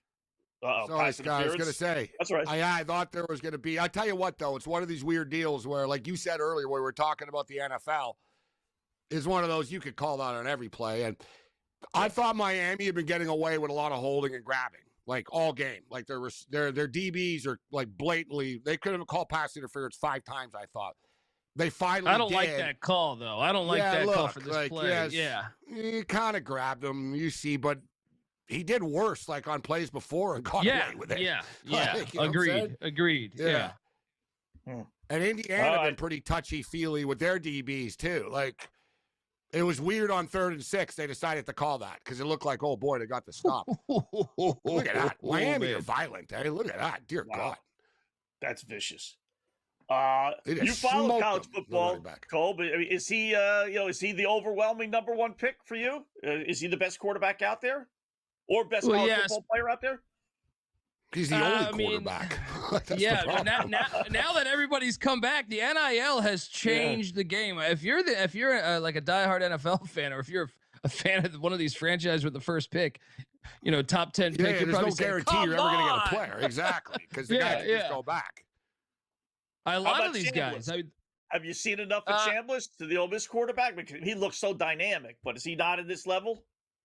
I think you need a bigger sample size because but obviously he's jumped up. He probably went from I think had he came out last year or something, he probably was going to be undrafted or a 7th rounder. Whereas now I think he's moved up to like a 3rd round draft pick from what I understand from just the word of the street on that. But I think, man, you'd like a little bit bigger of a sample size. But I'm hearing he's going to win that case, and like his lawyers like their chances in a Mississippi courthouse. You know who I think of? I think of Anthony Richardson, right? Well, what did he play? A half a dozen games or so for Florida a couple of years ago, and Indy, grabbed him in the 1st round, which they regret now. Chambliss has played more, though, Scott. He's played more when you consider. Don't forget, he won the national championship with Ferris State. Right. So he's played games, right? It's not like Andy Richardson literally played like 13 games in his entire life. Yeah. 1 year. Well, so it's also smart for these quarterbacks though. Like Dante Moore, I know he would have been the 2nd pick, they say, but he needs more reps. He just doesn't he's a solid college quarterback right now. Yeah. But to me, I'd want to be a very good college quarterback, and more time, time is basically what you need. Starting reps, time. I understand that the top 10 pick situation maybe not will be there every single year. Yeah, he's only been a starter for a year and a half. Couple of games with UCLA, he got benched, and now Oregon. Like, he hasn't played that. And it's shown in a couple of games. It's shown. So to me, they're going to pay you $6 million to come back. Well, what's the harm? I mean, if you get injured, you're still a millionaire, right? I mean, put an insurance. You can also get insurance on yourself. On top of it. Yeah, on top of it, he's got insurance. Are they really, Cole? Are they? I know people say that's what they are. They really getting $4, $5, $6 million? These guys. Is it really that much? I don't know about it was overblown with Manning. Yeah. It was overblown. Yeah, he never got the 10 and 20, like all that. There was a lot of crazy numbers, like even Bryce Underwood, $10 million. Yeah, it was $10 million for 4 years. It was $2.5 million essentially. But those guys hadn't perks. Those guys hadn't proven. I actually think Moore is probably getting around $5-6 million. Like from what I read, they are, Scott. The Mensa market, got the market million is from Duke. Yeah. He got $4 million from Duke. Mensa did. Like he did. Yeah. Wow. But now we're hearing like 10 million and stuff for some guys, or 6. Like, when does it get to 10 and then like to 20? It's gonna come. It's here's what these when they tried to put a cap on this, it's hilarious because they don't understand the sport. The sport is all it takes is a booster to say, hey, we want to win this battle against Alabama, and you're at Auburn or whatever, right? Whatever school you're at. And you're gonna pay way more than these players are worth at some point because their fandom is too. It's a bunch of rich billionaires on a golf course just saying, "Hey, no, this is A&M's year." Tech were the big driver of this. Yeah. So and that sets the market. So it's always going to be ridiculous. So, And that's why the SEC teams are hurting. They don't have oil money like the Texas Tech boosters do and stuff. Right. Texas Tech boosters own oil companies. yeah. You know what I mean, there's, like, how are you going to yeah. deal with that, right? They've got money. Yeah. And unless you're Michigan, you've got Oracle money. And like you need Indiana's got Mark Cuban money now, right? Like unless you've got a billionaire behind you, you're screwed. Well, the SEC got lucky that they added Texas and A&M in there, because if this was the old SEC and this model went, they would not have like A&M and Texas probably are going to be the two schools that will be best in this market within the SEC. It's a good point. Mendoza just had an open receiver. He throws the ball high a lot. I talked about that earlier. And I don't, it's good to throw it high because it doesn't get picked off as much, but he throws it too high. He just misses receiver, but there's a flag on the play again, and Cristobal doesn't look happy about it. Offsides defense? Is that what I see? Offside. Yeah, offside. How many times were they offsides the last game? That's the one thing, dude, as someone that bet on the Canes, they're like the 5th most penalized team in college football, or 6th. Yeah. I forget the exact number. And Indiana's the complete opposite. That's the one fear of this is like the more the game goes on, we need Miami to get some momentum here. But yeah, I worry about that. It's still 3rd and 8 though, right? It was 3rd and 13. This would be pretty symbolic. Miami gets to stop again. They stop them again, and Indiana, suddenly is having a hard time getting first downs. Oh, Indiana gosh. run. Oh my God. Yeah. Oh, we got to hold them to 3. We got to hold them to 3. Yeah. Yeah.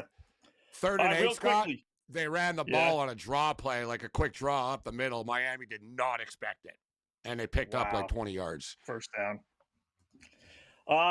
Real quickly, Cole, you follow this stuff more than what I know. So are there any flyers right now for next year that you would put in? I see a lot of 100-to-1s on the board right now. Get some monster numbers.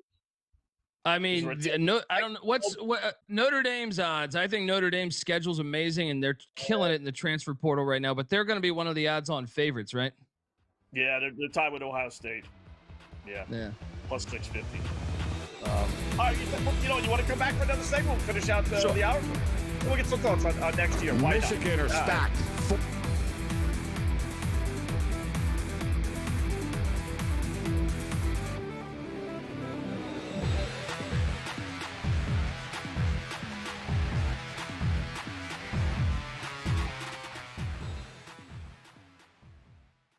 It all comes down to this. We got you covered right up till kickoff. The Miami Hurricanes, a 10 seed built on pressure. The Indiana Hoosiers, undefeated and dominant.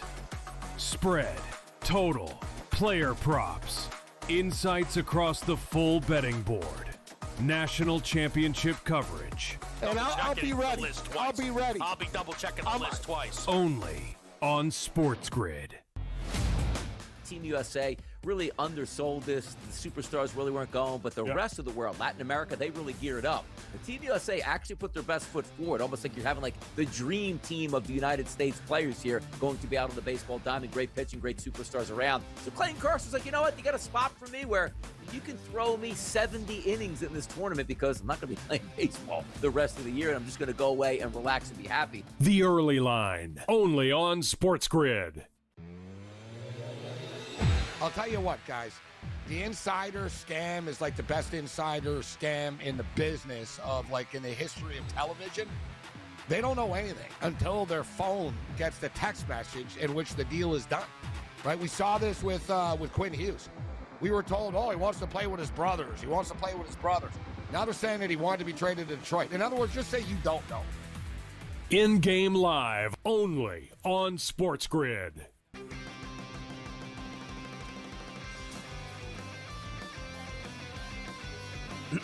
Class is in session.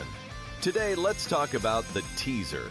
A teaser is a multi-leg bet where you shift the point spread in your favor. You get better numbers, but every selection has to win. It doesn't matter what you bet if you don't have the insights. Tune into SportsGrid and get ahead of the class.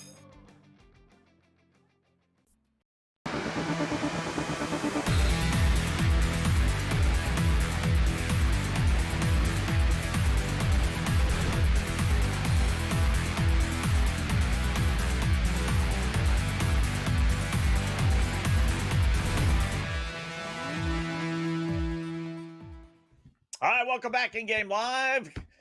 Scott and Gabe, as we have a touchdown, I think. No, they actually went to review, right? So he's out of bounds at the 5. FanDuel's a little slow here. So Yeah, still Becker 3-0. scored a touchdown. They overruled the touchdown. He stepped out of bounds. So now we got a second and goal, and all of our props are still alive. Colby's got the tight end.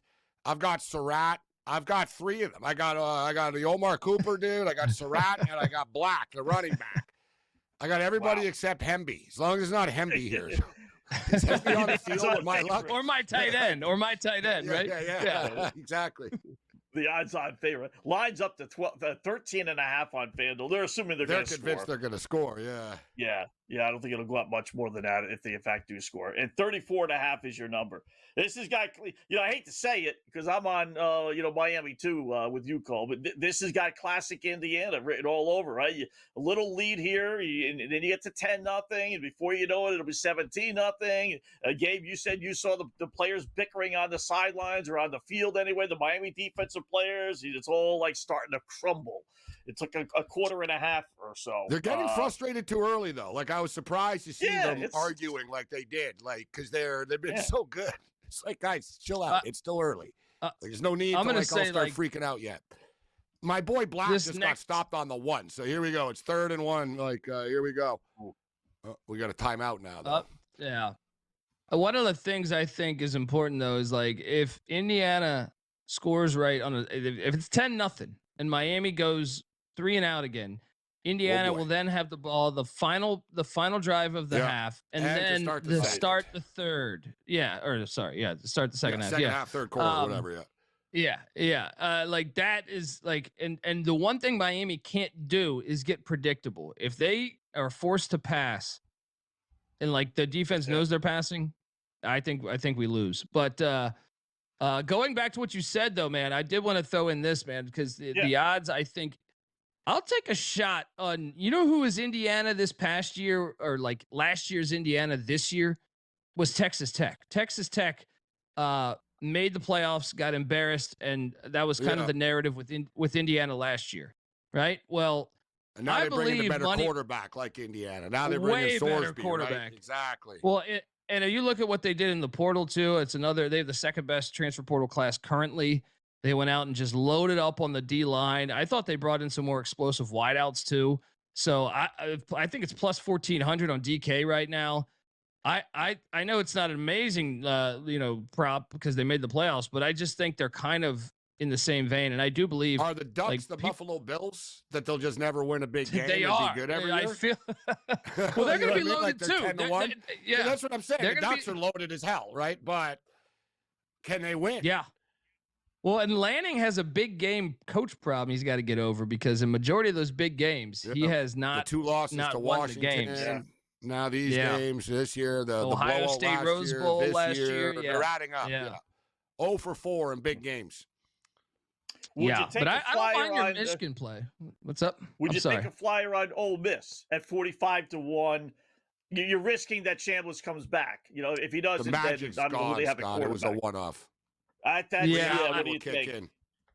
Too big of an intangible too, knowing he's going because most of these cases with the eligibility, actually the NCAA is still winning. Right? Yeah. Oh, winning. No, the NCAA is winning them. That's what I meant. Yeah. The NCAA definitely winning. The player losing. Yeah, right. So I hate to be so public too, but Texas, I know Texas were overhyped this year. Arch Manning is going to be good. Right, if he can learn how to throw the football, we know he can run the football, right? So if he can learn to throw the football as well, they will be very dangerous. And they've done a fantastic job in the portal. My thing though is similar vein with Lanning. I just don't know about Sarkisian in big games. Remember Arizona State? I thought should have beat them in the playoffs last year. And but you're from a roster standpoint, they're one of the most talented, if not the most talented. And they host Ohio State week 2 next year. Here's what I brought up Michigan. I'm a Michigan fan, Scott, but they won 9 games this year with an 18-year-old quarterback who didn't have a quarterback coach, with a coach who was on Instagram more than he was watching game film. The coaching, and they still won 9 games somehow. So now you bring in Kyle Whittingham, BYU's offensive coordinator, Coy Detmer's the quarterback coach, and we brought in all of Utah's best players. So it's like a Michigan/Utah all-star team. How about Penn Who is State? He's in. How about Penn State? 100 It's to not 1. my guy. That's It's Nowkowski. Boom! your guy. That's my guy. No. That's my guy. Wow. Riley what did he Nowakowski gets the Boom. touchdown, and then they hand Boom. it off to the tight end. Great call, Colby. They hand it off to the tight end. Wow. Plus How about that? 2,200. My boy got Running stopped. play. A running play, no less. Yeah, Good job, Cole.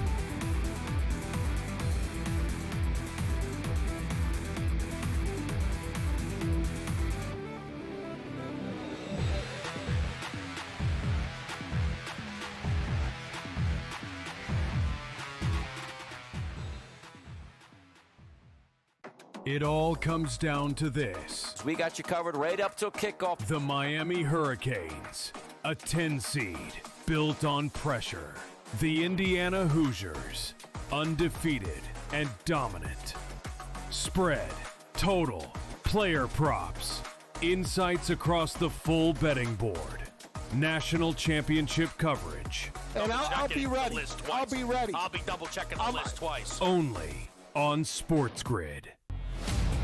Team USA really undersold this. The superstars really weren't going, but the rest of the world, Latin America, they really geared up. The Team USA actually put their best foot forward, almost like you're having like the dream team of the United States players here going to be out on the baseball diamond. Great pitching, great superstars around. So Clayton Carson's like, you know what? You got a spot for me where you can throw me 70 innings in this tournament because I'm not going to be playing baseball the rest of the year, and I'm just going to go away and relax and be happy. The early line, only on SportsGrid. I'll tell you what, guys. The insider scam is like the best insider scam in the business of like in the history of television. They don't know anything until their phone gets the text message in which the deal is done. Right? We saw this with Quinn Hughes. We were told, oh, he wants to play with his brothers. He wants to play with his brothers. Now they're saying that he wanted to be traded to Detroit. In other words, just say you don't know.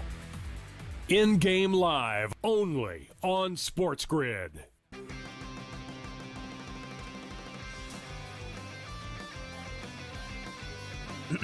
Class is in session.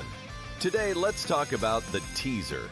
A teaser is a multi-leg bet where you shift the point spread in your favor. You get better numbers, but every selection has to win.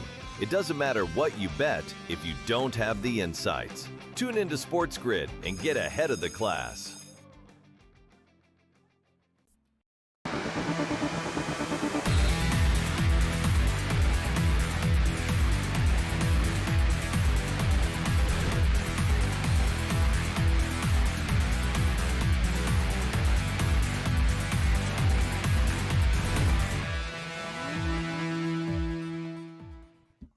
All right, welcome back in Game Live. Game Day here on the grid. Scott and Gabe, hour number 2. Thanks again, Colby Dent, closing out the second hour there. Hour number 3, really, technically, depending how you look at it.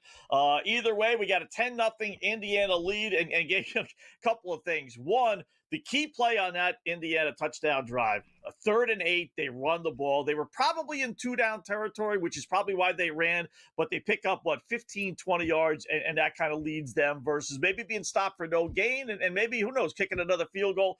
And then they showed Cignetti on the sidelines when Indiana was scoring the touchdown. Didn't flinch. I mean, he didn't flinch. He didn't raise his arm. He didn't buckle his knee. It was just like he was standing out in the sun, just, okay, whatever, touchdown. Great, 10-0. He's probably deep down He's inside cool. a little bit worried that they're, he's I'm thinking we sure. should, 24-0. He wants more. Yeah. But it's not going to be easy if you're Indiana, though. You're in a pretty good spot. You get the ball to start the second half. This is a massive drive for Miami. You'll notice Miami have ran the ball on every play on this drive. And, oh, boy, they just got stuffed on 3rd and 1.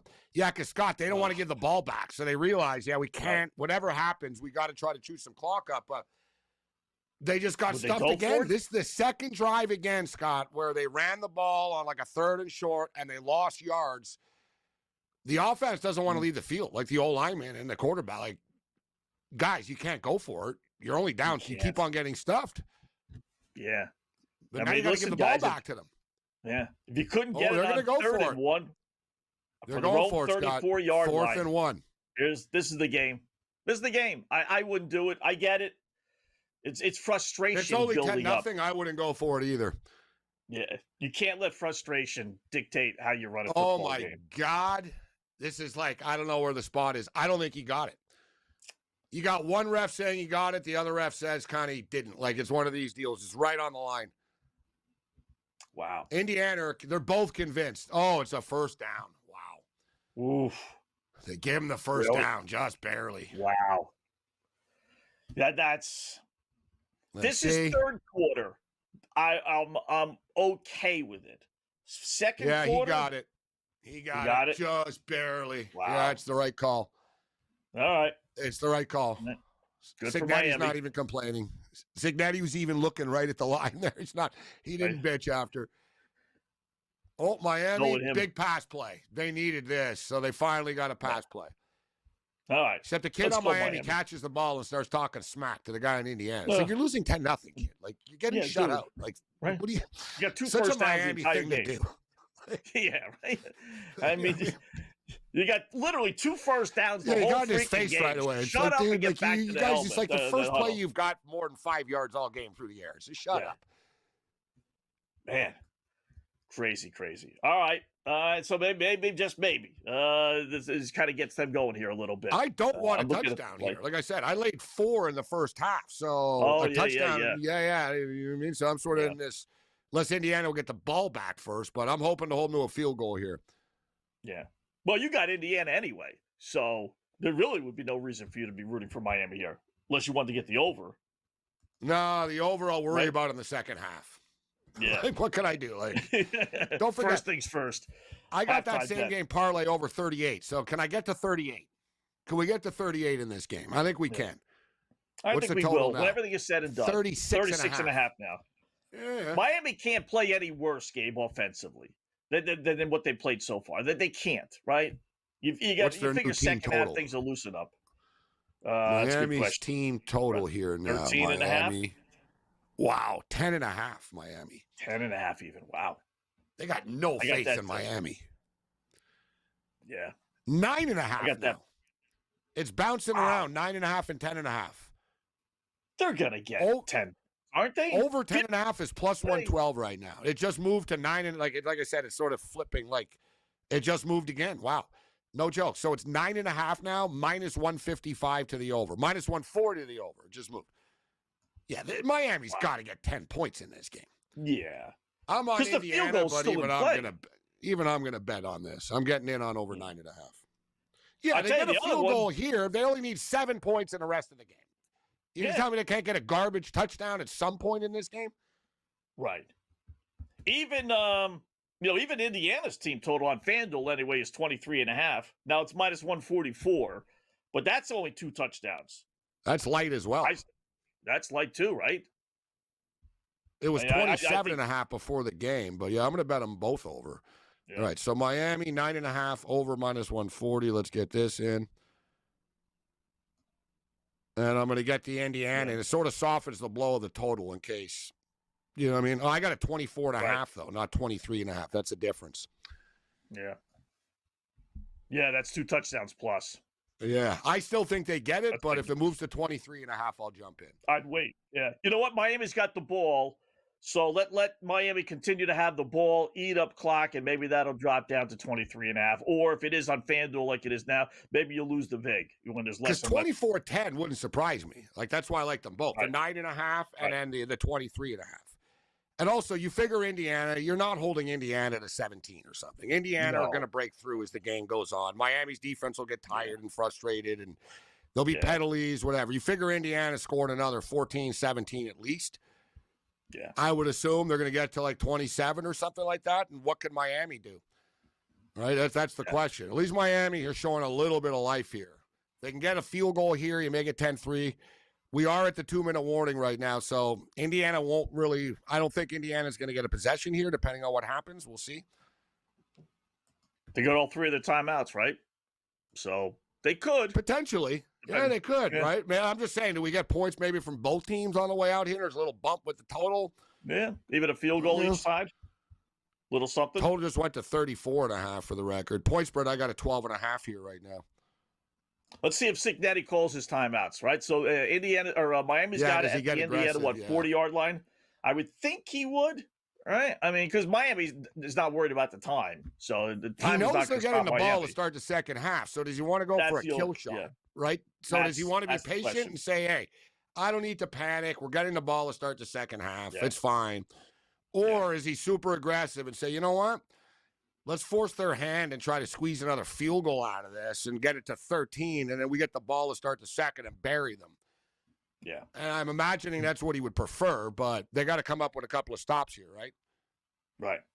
Then you run the risk, though, of maybe turning the ball over and really getting Miami back in the game versus if you hold them to a field goal. All right, listen, it's not the worst thing in the Yeah, but world. don't Up forget, 10 if to they 3. miss the field goal, they would get pretty good field position potentially Well, too, they right? missed, So, yes. Then definitely, yeah. If you miss a field goal, a long distance so they field ran goal. the ball. They ran the ball, and Cignetti does not call timeout, but it's third down. It's third down. So if you got to stop here, you got to call fourth down. You got to call a timeout for Cignetti, right? You're like third down. No, okay, I understand this.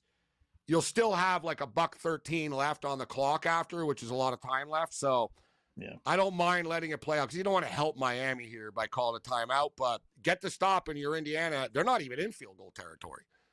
No, not yet. 4-down territory. It's got to be, right? It's 3rd and 8 from the 38-yard line. Oh, So you're what looking do you at do a now, Scott? 55-yarder. They got like a 3rd and 3 from the 30, so it would be about a 55-yarder or so. Looks like he wants to go for it. I got to go for it. Yeah, I got to go for it. I'm not gonna trust a 50-yard field goal with a college kid. And you missed, like you said, you hand the ball to IU at their own 40-yard line, already in field position. Versus if you go for it, at least it's a 32. It's not the end of the world. And Cignetti's not calling his timeouts. I'm surprised, son. But, you know, if it was 4th and 8, I think he would have.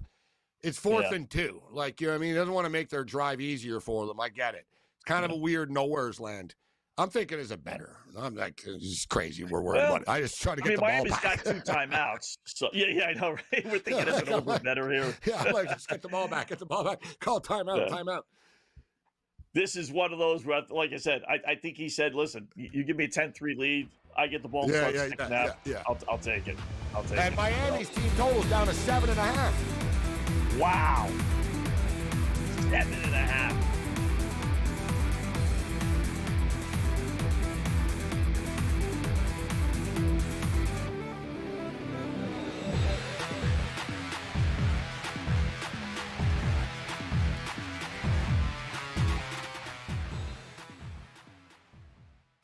It all comes down to this. We got you covered right up till kickoff. The Miami Hurricanes, a 10 seed built on pressure. The Indiana Hoosiers, undefeated and dominant. Spread, total, player props, insights across the full betting board. National championship coverage. And I'll be ready. I'll be ready. I'll be double checking the list twice. Only on SportsGrid. Team USA really undersold this. The superstars really weren't going, but the rest of the world, Latin America, they really geared up. The Team USA actually put their best foot forward, almost like you're having like the dream team of the United States players here going to be out on the baseball diamond. Great pitching, great superstars around. So Clayton Kersaw's like, you know what? You got a spot for me where you can throw me 70 innings in this tournament because I'm not going to be playing baseball the rest of the year, and I'm just going to go away and relax and be happy. The early line, only on SportsGrid. I'll tell you what, guys. The insider scam is like the best insider scam in the business of like in the history of television. They don't know anything until their phone gets the text message in which the deal is done.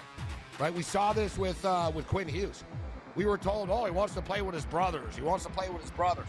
Now they're saying that he wanted to be traded to Detroit. In other words, just say you don't know. In-game live, only on SportsGrid.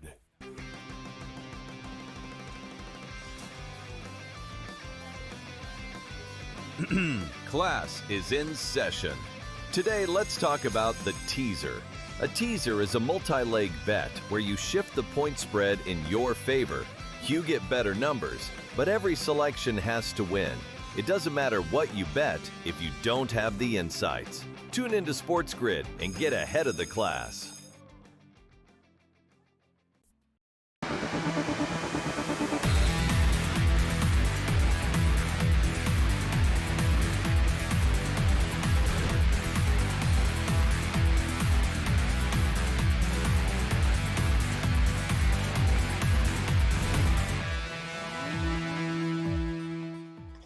Wow. So while we were away, Miami decides to forego going for it. They actually tried the field goal, 50-yarder, and it hit the upright. No good. Unbelievable. As much as the Miami. Buffalo Bills are cursed by kicking, so are the Miami Hurricanes and Florida State. Like, yeah, Florida. Yeah, it's Florida inevitable. Right? Yeah, it wasn't a good look to go for it though, because you gave them. You're lucky. I don't know. Signetti's in conservative mode here. Now Signetti just got mad as offensive coordinator, right? But it's like, dude, you could have called timeouts before. We knew this could happen. Where you you ran the ball on first down, which I don't understand, and now you threw the ball. He got 2 seconds put on the clock. Actually, though, wow. They could do a quick hit and a potential field goal here if they so choose, or they go for the Hail Mary. They're going for the Hail Mary. Oh, they put 2 more. They put 5 seconds on the clock. Yeah, it's weird. What do you I don't know. Very strange that he would run on first down with great field position. Weird throw management. On second yeah. down. Yeah.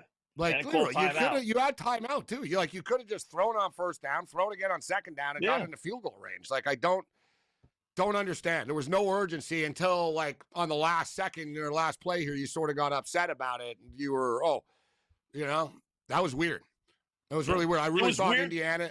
They really could have called just one timeout when Miami had the ball, and Indiana would have scored a field goal here. Like you really left 3 points on the field. Yeah.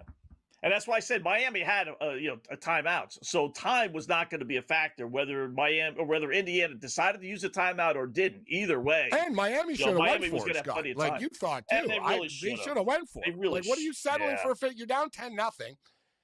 Either way, they're getting the ball back after. Like, just get the damn 2 yards, take a couple of shots. Maybe you got a touchdown on the way out, right? And maybe you got a touchdown on the way out.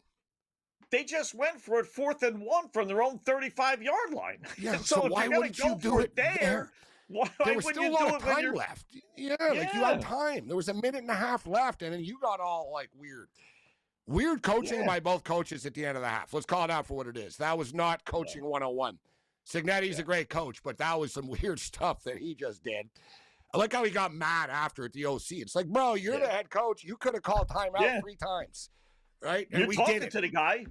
You didn't saw tell the OC kind of talk back to him a little bit too. I like that. The OC didn't take it. The OC like kind of pointed like, hey, I think he probably said, I'm not the one running the clock here. You are. Like, yeah.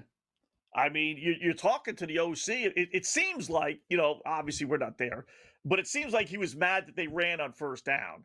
But you're talking to the OC, aren't you? I mean, aren't you saying, okay, let's go for it? You're right. He's right beside you. I think, dude, he's always mad. You and I, who knows what he was mad at? Yeah. Like, I mean, they could be up 30-0. He's Nick Saban's like, right? I mean, he's never happy. Yeah, he was upset. He had to yell at someone, but he got into it with the OC there for a second after all that little sequence. But whatever. So it's 10-0. The total all the way down to 31.5 now, 13.5. So let me ask you the question, Scott. If we look at the team total numbers here, Miami are 7.5 right now. And it's plus 105 to the over. Wow. Like so then mathematically, how do we not just hammer Indiana? Like the computer is telling us we don't even think they can get the 9 points, 8 points. Yeah. So how are they going to cover? They're not scoring twice. And they got Indiana at 23.5. So how the hell are they going to cover if they don't think they're going to score? Yeah. Laying the 13.5 for the game is like the play. The math doesn't add up to the point spread. Right. Indiana should be 17 then, based on what they're telling you. It just moved to 14.5. I'm jumping in on Indiana. I did it against Oregon, Scott. I ended up laying like 19.5, and I still so I'm going to do it again here. Yeah. I'm already in on a stupid Miami over 9.5, and then the guy hits the ball up the upright. Upright. Yeah. What about the 31.5? Put it this way: I'd rather lay 4.5 points in the second half of this game than take the over 31.5. Like, is maybe Miami doesn't score? They have to score, right?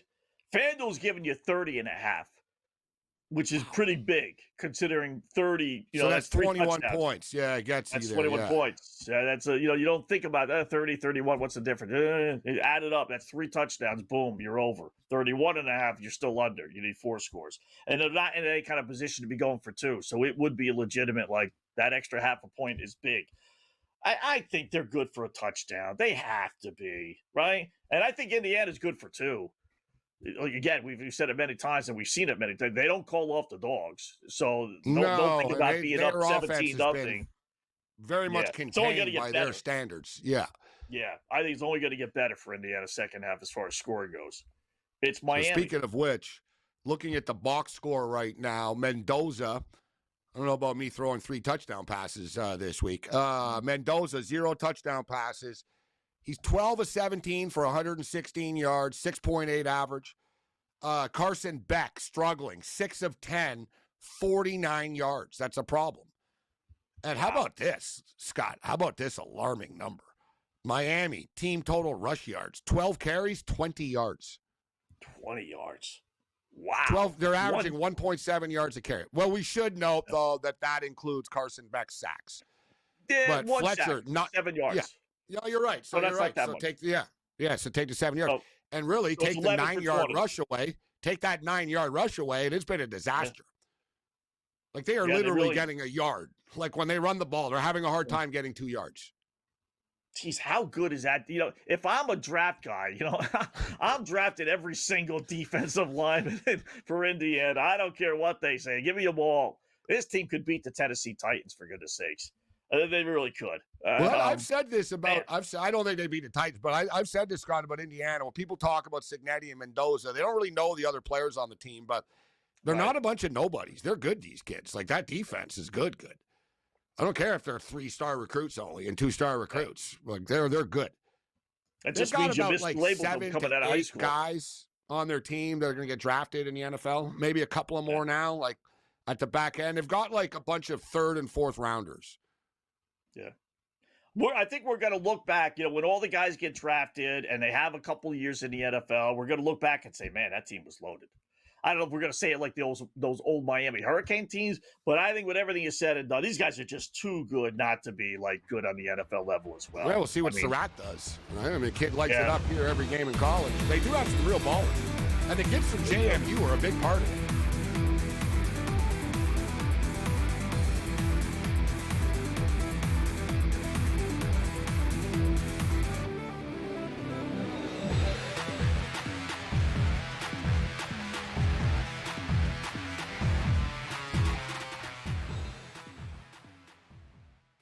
It all comes down to this. We got you covered right up till kickoff. The Miami Hurricanes, a 10 seed built on pressure.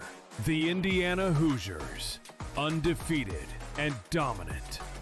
Spread, total, player props, insights across the full betting board.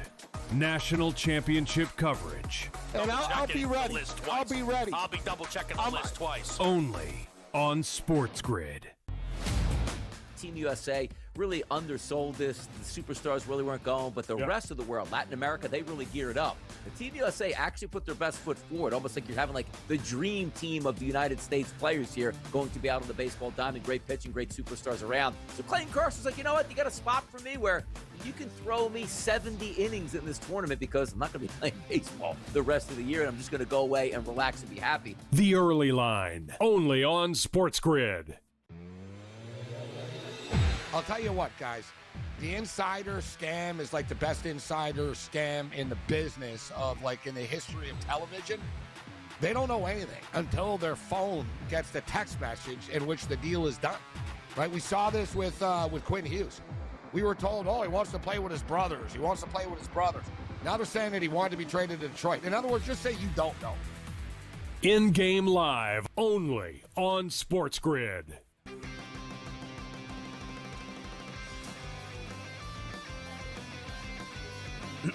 Class is in session. Today, let's talk about the teaser. A teaser is a multi-leg bet where you shift the point spread in your favor. You get better numbers, but every selection has to win. It doesn't matter what you bet if you don't have the insights. Tune into SportsGrid and get ahead of the class.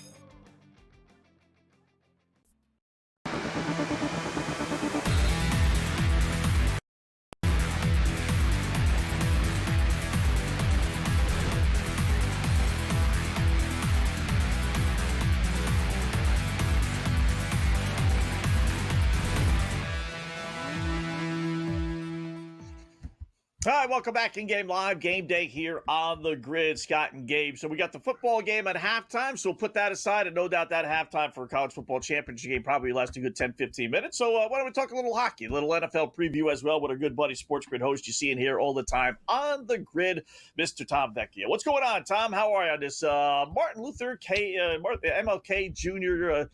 Evening here? A little hockey on the board for us. What's going on? I'm doing good. I only have one play for today. I think we get right to that game is coming up in about half an hour or so. That's the Islanders going up against Gabe's Canucks. Unfortunately, the Canucks, they're terrible. And the Islanders are coming off a loss, and they have Sorokin back in net, and he has just been super sturdy this season. That's what it comes down to. You look at his box score, and at face value, it doesn't look great. When we're looking at the fact that he's given up at least 3 goals in 17 of 28 or 29 starts, whatever it is at this point. So you're saying, okay, how is that? He's given up at least 3 goals in half the games, but he really has a heavy workload. And you look at the underlying numbers when it comes to goals saved above expected, he has been phenomenal this season. You know what? I can't argue with you. I was going to bring this game up.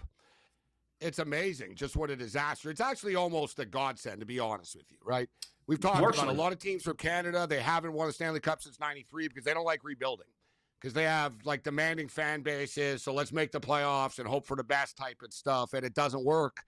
So finally, let's be real, the Canucks are in tank mode, and they traded kind of like the heart and soul of the team. Kiefer Sherwood. And Kiefer Sherwood, who leads the NHL and hits all the time. Like, the Canucks are kind of a soft team, and they just traded like the one guy that actually showed up every night. Right. He may not be the biggest point producer for them. Yeah. Right. He's not the biggest point producer, but that is like a demoralizing loss. Just like you're saying, ripping the heart out of the team. It's like he's the identity. And even though he's not going to go out and score a point per game, he's never going to have 90 points or whatever. Removing him is just like you are just folding on the season. And that is demoralizing. But you also, yeah, and if you're another guy on the team, you're kind of like, all right, I'm next. Right? Yeah. I mean, it's pretty clear. I'm next. I'm getting traded. We're all getting traded. So some guys will be happy about it. Some guys won't be. It's going to be a long couple of weeks now and all that. But if you're the Canucks, we talked about it, right? You get the Frondell kid, man. Boom. Suddenly you got a superstar kid, right? In the NHL, it's really hard. You can't rebuild from free agents. But I like the pick. I mean, we're talking about a Vancouver. You know what's weird about the Canucks, guys? They're 12-14 on the road, right? 12-14-2 on the road, but they're 4-13-3 at home. So you can't say, oh, well, they're coming back home. No, yeah, exactly. No, the Islanders are the play. You know, one thing, too, if you believe in history, guys, 9-1, Scott, the last 10 times these two teams have played, if you want to talk about history. I so wish that Horvat was healthy. I know he's been out for a while, but I wanted Horvat in this game, obviously. Back against, yeah. Oh, every game, Tom, is a game where a guy on the Canucks used to play against them. That's the way it is now. Because they're trading. I mean, and listen, they're trading everybody. Don't look now. Like, this is the perfect storm, because don't look now, but the Islanders are actually tied for second in the Metropolitan with 57 points. I mean, so it's not only an anti-Vancouver play. You said it. 10-1 over last 11 meetings. I mean, got to be coach of the year. Job. Like, people talk about Colorado and stuff. Yeah, whatever. You guys are loaded with stars, like Colorado. Like it's the Islanders. No one thought this. Right. Like, this is no one thought the Islanders would do this. More often than not, I'm just going to take the team that I think is better, and like I just want them to win. Now, sometimes I look for certain angles where like I want them to win regulation, a 3-way money line, just because, you know, we get a little bit of better odds when it's all said and done. But I don't think that's really the case here. Obviously, you get significantly better odds if you took the Isles in 60 minutes. But I think the Isles win. It's that simple. They are the much better team. They're playing great.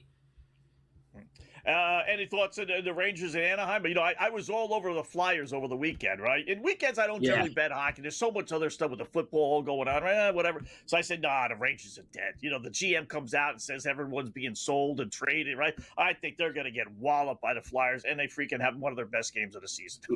So Anaheim's won 3 in a row after a 9-game losing streak. Do you stay away from the Rangers, or you didn't play it, so you must not like it that much, right? I was considering the over in this game. And, you know, frankly, obviously with the history between the teams in terms of the trades with Kreider and Trouba, obviously those guys are going to look to score. But, you know, Spencer Martin in net for the Rangers, it just doesn't move the needle for me. Adam Fox is still out. I think it's the over is the play in that game. Yeah. 11-3 over is Anaheim their last 14 games. I think the last 2 though went under. I remember that being like 9-0 or 9-1, something like that. Over in the first period is the way to attack this bad boy, but it's minus 150. That's very high for a first period total. Like normally it's like minus 125, 30. They got it at minus 150. All right, we'll talk some NFL with Tom. We'll preview the conference championship game on the other side.